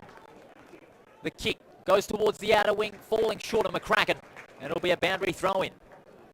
Up to 36 hit-outs, Brock Higgins. Claremont, between their pinch hitters, 21 in total. So that's the domination at the ruck contest from Brock Higgins and that bigger body. And the ability for him to move around the ground as well. Absolute star. Higgins snatches it out of the ruck. The hand pass comes out there to Donaldson. Long kick, Smallwood from behind. Martinez, a little bit of basketball style there. Out to Van Ruin from fullback. Treacy goes through 2 tackles. Hand pass over the top to Patmore. Patmore goes towards the Manuel direction. Was he held without it? Yes, he was. A bit of holding on to there against Pearson. And Manuel will take the free kick on the left half forward flank. Oh, Pearson, you got to give him the ball. You don't want to go any silly business. Tigers fans wanting 50, but they're not going to get it. Pearson not making it easy on Manuel at the moment. Carter's there on his own, on a hard lead, but he's ignored. He's going back, is Manuel. He wants to go long towards the hot spot. Big pack of players flying. No mark taken. Edwards out the back. Treacy getting the hand pass. Goes with the left foot and slews off the side. It's out of bounds on the full. Well, he got the footy down there, Treacy, with a huge contest up at the half-forward flank about a minute ago, but that one just completely off the side of the boat. Always hard going across the face a goal like that. Just couldn't bring it back. Just 1 point in it if you're joining us for the first time. 14-3 to 12-14 here at Rebo Fitness Stadium. The kick down the line, a fine mark taken there, Jimmy Miller. Only his 13th league game. Gets a move on with it quickly. Down the line goes the ball, and Hayden Schloy takes a fine mark. The breeze has died down here, so it's very flaccid at the moment. And the ball is out of bounds on the full. Free kick will go the way of Baldwin. Baldwin chipping short. Finds Edwards. Lucky for that one not to bubble out of his hands. You can hear the crowd there on the second grab. Baldwin on the half volley. Goes across the ground. Well-judged kick to Smallwood. Smallwood is going to go short. Penetrate the corridor and find McCracken. Got the loose out the back, Kane Mitchell. You're exactly right there, but where does he go? He goes to Martinez. Back with the flight of the ball. Takes a fine mark. Mitchell still open. Martinez has got to go to him. In fact, he goes for the hand pass out to Bolton. He's in the Mitchell direction, but it's over his head. Barton, a good pickup. Hand pass out to Manuel. Snaps from 45. Doesn't get a lot of carry on that one. Carter and Schloith in a one-on-one. Schloith keeping the ball out in front. Beautiful hand pass and balance by Schloith. The hand pass comes out to Parker. How about the composure from Schloith and Parker there? Deep in defence. Like a thief in the night, however, Mitchell comes in and steals that one for the Bulldogs. And goes inboard, finds McCracken. Moves it on immediately.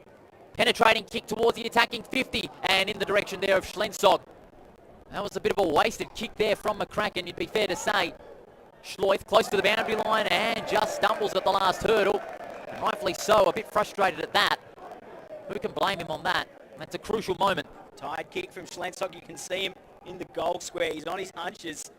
Absolutely given everything so far in this one, and that one just missing the target. Couldn't be kept in. 13 minutes in it. It's still a point the difference. Bolton snatches it out of the ruck. He kicks long towards the top of the goal square, and it's nothing but nothing out of bounds on the full. Another lucky break for the Bulldogs here, but now they have another chance with this kick out from Schlensog to send them back.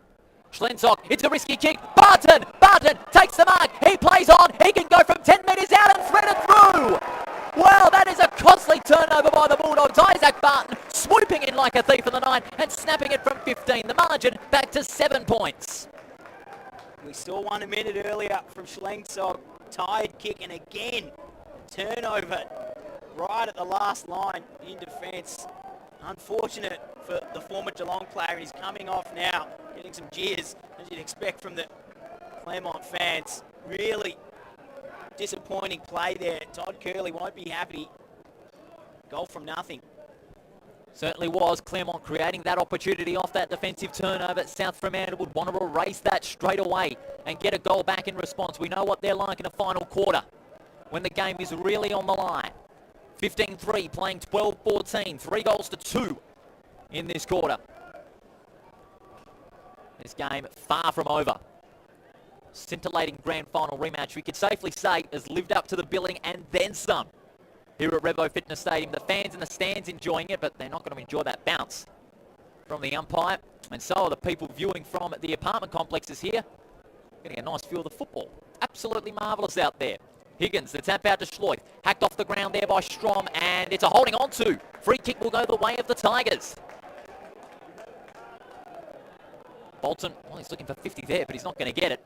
He's going to move it steadily for the Tigers. There's Mountford. Mountford sends it long in the Barton direction. Huge spoil from behind. Clever play there by Manuel. It's in the direction of McCracken. Close to the boundary line, but composed there was Benjamin Rioli. Huge effort by Ben Rioli there. That one had to see over the boundary line from him. Otherwise, that was a clear goal for the Tigers. And time becoming a factor now for the Bulldogs. Expect to see him take a few more risks straight through the middle of the ground. They won't go wide. No point now. Well, they need this. Well, they need this next goal. They need this next goal. They're right back in the game. Here comes Patmore. Patmore with the check side, and he's put it through. Callan England it was, in fact, off the clearance, swoops in and banks it through for another one. Huge effort from the Tigers from the throw-in. Haven't seen a lot of that from them today. It was actually Higgins, as you saw there, who got the tap down, but just sharked from the Tigers men on the floor, and that was brilliant stuff to put that through. Would you say at this stage now that the floodgates have opened? Maybe not the floodgates, but just really racing the clock now. The Bulldogs definitely need the next one. Claremont just taking their opportunities in this last quarter. It was really played inside the Bulldogs forward 50 for a big chunk of the start of this last term, and they've really only gone inside 50 3 or 4 times in the last couple of minutes, the Tigers, but they've scored, and that's massive late in the last quarter, obviously.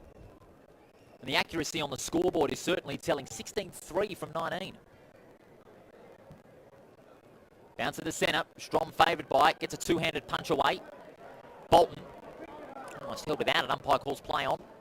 Bolton. Quick snap towards the half-forward line. Rioli and Barton in a one-on-one. Rioli trying to keep it in front. Barton was first to it. The umpire saying, gone, holding the ball. Free kick will go the way of the Bulldogs. We're approaching the 17-minute mark. The margin is 13 points. Jai Bolton's been huge in this last term for the Tigers. He's moved up to 28. Incredible effort from him on the ball to get a lot of footy. Inboard kick. Subin takes it on the half volley. Quick pass into the path of Donaldson. Goes past one. The lead into Shaw. He takes the mark. Shaw from right on the 50. And he'll look to get the margin back out to 7 points.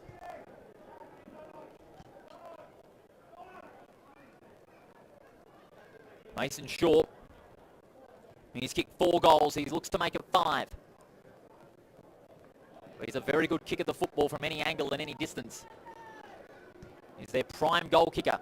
Mason Shaw from 102 waffle games. From just inside the 50. Gives it everything he's got. And he's got it!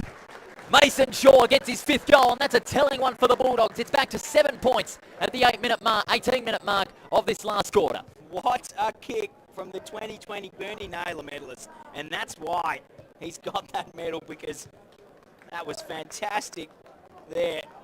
Had the distance covered easily, and as you say, a bit of a swirling breeze as well. So to put that one through with ease, great effort. And we know they can score quickly, the Bulldogs, and never out of a game. So if they can quickly get some clearances here and get it down to the likes of Shaw and Ninyet, always damaging, we'll see how quickly they can put a score on the board. We'll be down to, I'd say, the last 10 or 11 minutes of this final term. Strom, big leap, gets the tap out. Schleif looking to be the sweeper in that one. Hacked off the ground. Buller. Sockers off the ground. Gains about 40 metres. McCracken held on to. And it's a free kick going his way. Oh, it's Manuel it is, I should say. Alexander Manuel will take the free kick and have an opportunity to maybe, just maybe, seal the issue. Definite free kick there. Arms completely wrapped around every day of the week. And great effort on the ball from Buller to just get the toe in and get it out of Schleif's reach. That's what got this entry inside 50 for them. This will be for goal number 3 from right on the 50. Drop punt on its way, and he's threaded it.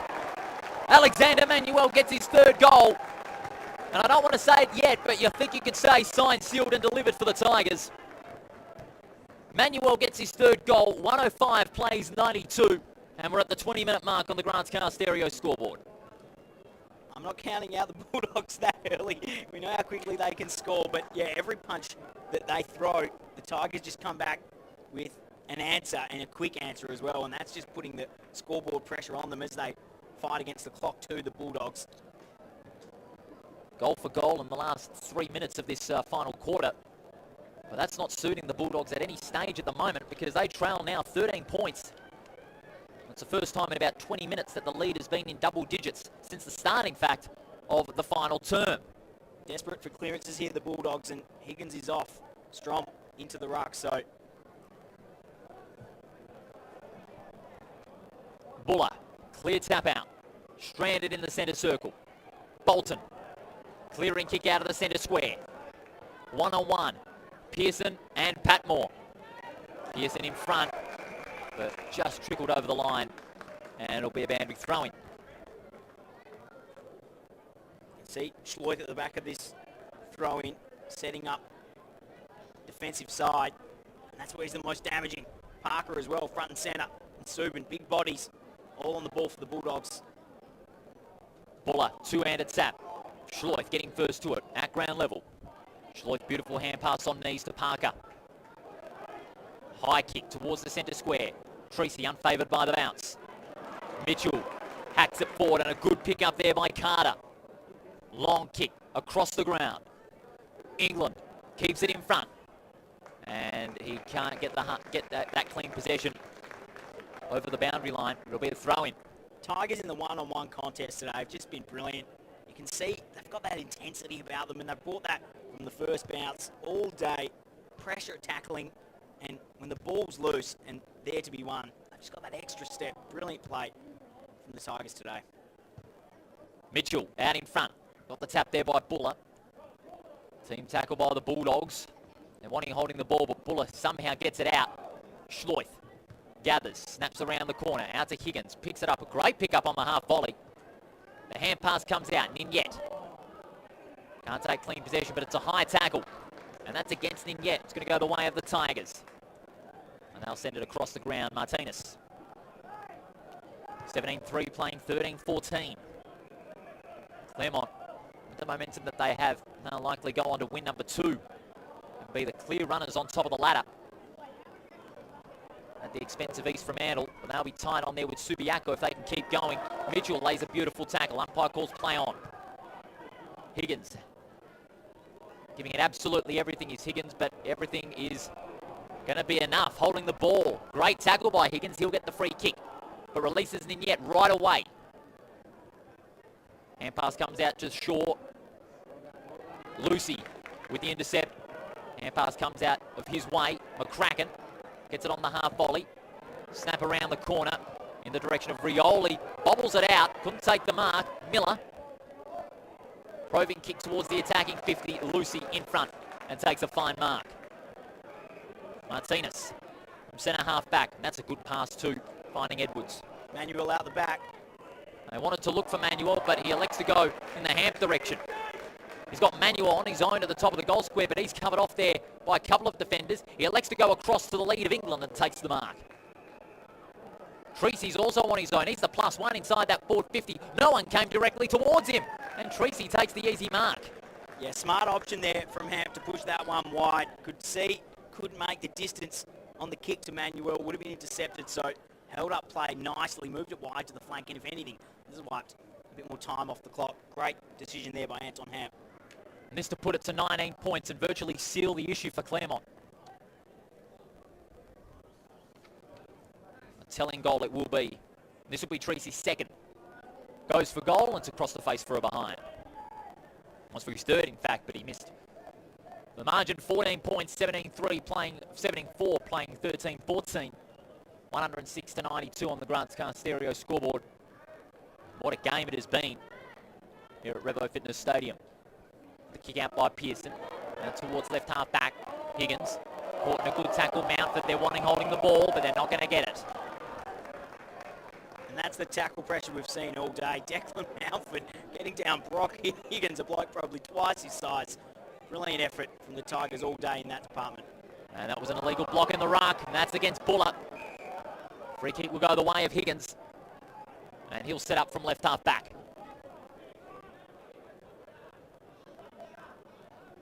Parker goes through 2. Great speed that Parker has got. Sends it down the line. Finds Donaldson. Donaldson goes towards the forward 50. Difficult kick. Mountford couldn't reel it in.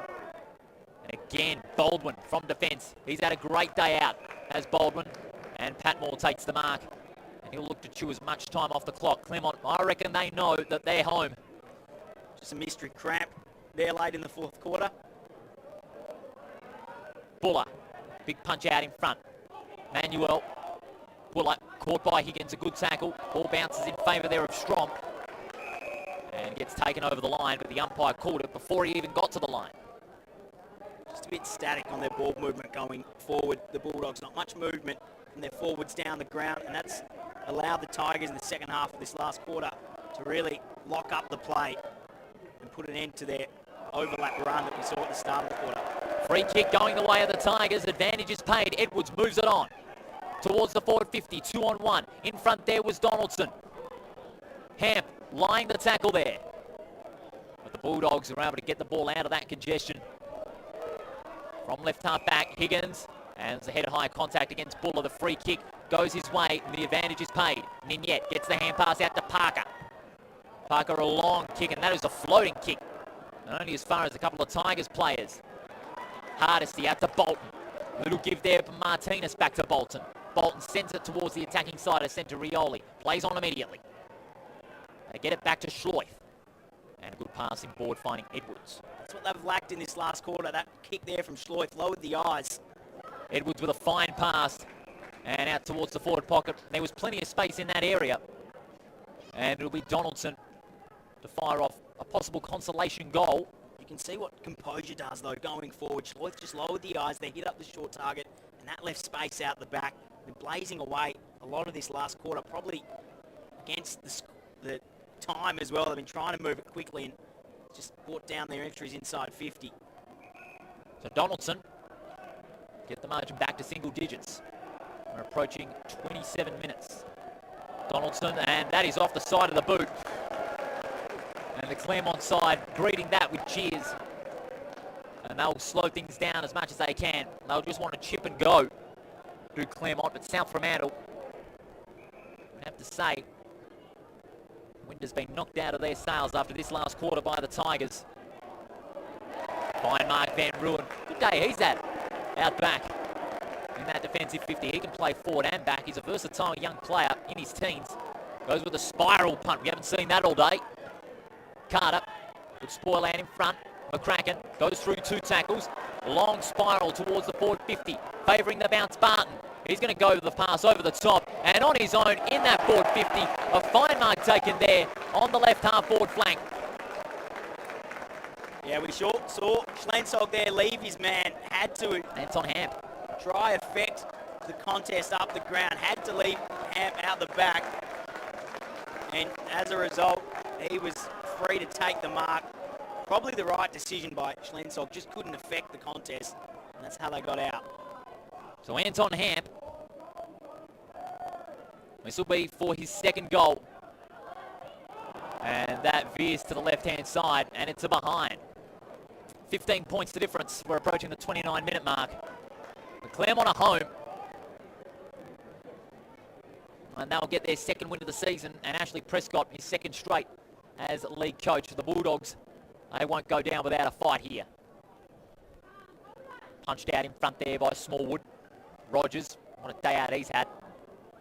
Ninyette flicks it out. Schleuf goes in board, but immediately turned over there. Baldwin with the intercept mark. He played it out in front. He's got Mitchell there, roaming inside that 50. He elects to set it up to the hot spot. And that's a disappointing kick. Only out in front there was Schlensog.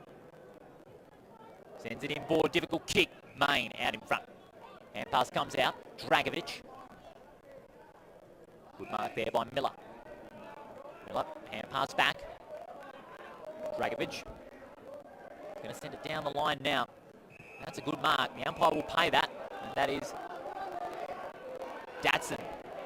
Good speed that he's got. Almost caught. But he got the hand pass away in the Abbott direction. But it'll only go as further as the boundary line. It'll be a throw-in. Great to see Schlensog taking that kick on, coming out of defence. We saw him turn a couple over earlier in this quarter, but good on him as the Bulldogs tried to move it forward. That's what you want to see, and that's why they're reigning premiers supreme confidence in their play. I'll go down here though, but good effort from the Tigers all round. Well, the Bulldogs have lost no respect, make no mistake about that. They've really given it everything. It's just that they were overrun by the composure of the Tigers in that final quarter, and a free kick is being paid in the meantime. Manuel, it's a long penetrating kick towards centre half forward. No mark there. Treacy, front square in the contest, read it brilliantly. He's going to snap around the corner towards an open goal square. Unfavoured by the bounce there was Mitchell Bleacherton, punching that one towards the goal line, and it'll be a rush behind. 16 points the difference with 30 minutes gone in this final term. South Fremantle wanting to move it on quickly. Pearson. On the half volley goes Main. Looping hand pass over the top. Schlensog down the line, no mark there to Abbott. And it's a fine spoil there by Lucy, who's just cramped up there. And it goes over the line for a throw-in. Well, Claremont, they'll be amongst the top two tonight. They'll be celebrating a little measure of payback after the grand final loss last October, but they know that their mission is far from done. They'll go to 2 wins from 2. South Fremantle, they'll be looking forward to next week against Peel Thunder down in Pingelly, of all places, for the second of the regional games this season. While for the Tigers, another step on their quest for their first flag in eight years. In round 3 next week in WAFL 2021. It'll be a very important clash for them. The side that will reign on top of the ladder. After this game, they will take on Perth here at Revo Fitness Stadium next week. Donaldson goes inboard, no mark. Good spoil there by McCracken. Donaldson down at ground level, putting in great effort at the football. Smallwood, did he drag it in? He might be in a bit of trouble here. No, says the umpire. Yeah, just an incredible effort from the Tigers to maintain that intensity throughout this last quarter, because South Fremantle came early on. They put on a couple of quick goals, but they never dropped their heads, the Tigers. Supreme intensity around the footy and got those chances into their forwards. There's the siren. The Tigers have defeated last year's premiers. 16 points the final score. A strong final quarter that saw them kick 5 goals to 3 and get the better of the Bulldogs in disposal and in one-on-one contests. But their composure, more importantly, was what told the story in this game. 17-6, 108 to 13-14, 92. The Tigers victorious and on top of the ladder. Well, what a win for Claremont in front of their home crowd. As we said, first time these sides have met here in the last 6 meetings. So really stamping that win there in front of their home fans. Incredible effort. Lockie Martins all day. He had 32 touches around the ground. And Jai Bolton, as you'd expect, 31 and a goal for him. And how good was Bailey Rogers? He had 25, but his 2 goals, especially in really important periods of the game. His first was an absolute incredible effort to get the 1-2 out the back, and in that final term he just steadied to put one through for them there. The Tigers song blaring out on the speakers, and no doubt the Tigers, who have filled the stands here at Revo Fitness Stadium, will be singing with gusto tonight with this 16-point win over the reigning premiers, and they'll go to top spot on the ladder. And just while you're getting set to read the stats there, Joel, some of the other games today, don't forget, we've still got one coming tonight. That's at Mineral Resources Park, and that'll be just getting underway in about 9 minutes. Peel Thunder thrashed East Perth today by 17 goals, 154 to 49.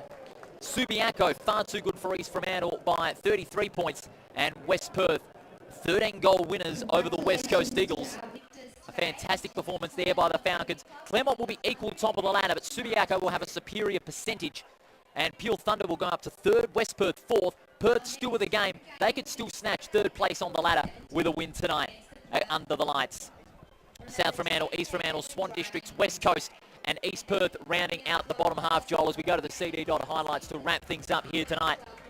3 quarters, it was very tight, but Claremont just overriding the pressure of South Fremantle, and they got the momentum their way with those 2 goals in the first 10 minutes. South Fremantle came back with a couple, Shaw kicking 3 in the last quarter, but it was all in vain, with Claremont proving very strong in the final 15. Yeah, it was straight after the breaks that Claremont came out and had that intensity around the footy, tackled hard and put pressure on the on-ball division of South Fremantle, which we know is where they get a lot of their supply, obviously, with the likes of Schleith on the on-ball and Matthew Parker, they were held relatively well today. And as a result, Claremont managed to get the ball going their way and get out the back as well. Really great game plan by Ashley Prescott to push his forwards right up the ground. That left a lot of space back behind the South Fremantle defensive setup, which we know is strong, but Claremont's still just that intensity going forward and the running power of their midfielders to get down, and that's shown from the stats. Kane Mitchell had 3 goals today, incredible effort and 25 touches, and that was clearly the directive. Let's get our midfielders right up the ground, push back hard towards goal, and we'll put that back 6 under real pressure from the Bulldogs, and that came to fruition in the last quarter as well, because we saw Schlensog turn it over a couple of times. Just perceived pressure that Claremont brought the entire game. Great effort from them. South Freo, I mean, they threw their punches. That's why they're reigning premiers. We saw them in the last quarter. They can put on goals so quickly and probably a little bit down in the on-ball division today, but their forwards still delivered. I mean, Mason Shaw kicked 5 and Cody Ninyet kicked 4. So if they get it down there, you know they're going to score quite heavily as well. They've just got absolute stars at all throughout their lines in their squad. So probably on balls where they lost it today. Well, especially in the centre clearances, because that's where the game was going to be won. We mentioned that in the pre-show and at three-quarter time, that the centre clearances were going to be key for both teams. Claremont just got the better of it in the last quarter. They were able to get more centre clearances out there through the likes of Mitchell, Rogers and even Mountford for a couple of patches, and that's where those goals came from, set up from those crucial centre clearances from the centre. Absolutely. I mean, and Brock Higgins, he had more hit-outs than the entire Claremont squad. He was coming up against the two of them, Eastland rather, in the hit-outs there, and he's had more. He's had 39 for the day and 26 only for the entire Claremont squad. So he just didn't have enough help at the fall of the footy, Brock Higgins, and that's probably where Todd Curley will say we need to improve going into next week, is first hands to the footy and get those inside 50s. And that's where the downfall was for South Fremantle as well in that last quarter. First hands to the football. They were second to it most of the time in that final quarter, and that's where Claremont were able to go in for the kill and register a 16-point win over the reigning premiers, 17-6, 108 to 13-14, 92. That just about does it from Rebo Fitness Stadium. Joel, fantastic stuff as always. Hope to call with you again soon, mate, for more WAFL football action. Round 3. Well, we still got another match in round 2. That's coming up in a few minutes' time. We've got Perth and Swan Districts. Make sure you're tuning into Front Row Screens for that in that day-night game under lights. And we hope to have your company for round 3 of WAFL action. And don't forget, more sport coming up on Front Row Screens in 2021. On behalf of all the Front Row Screens team, this is Paul Persick saying so long from Rebo Fitness Stadium, where it was the Tigers victorious by 16 points over South Fremantle.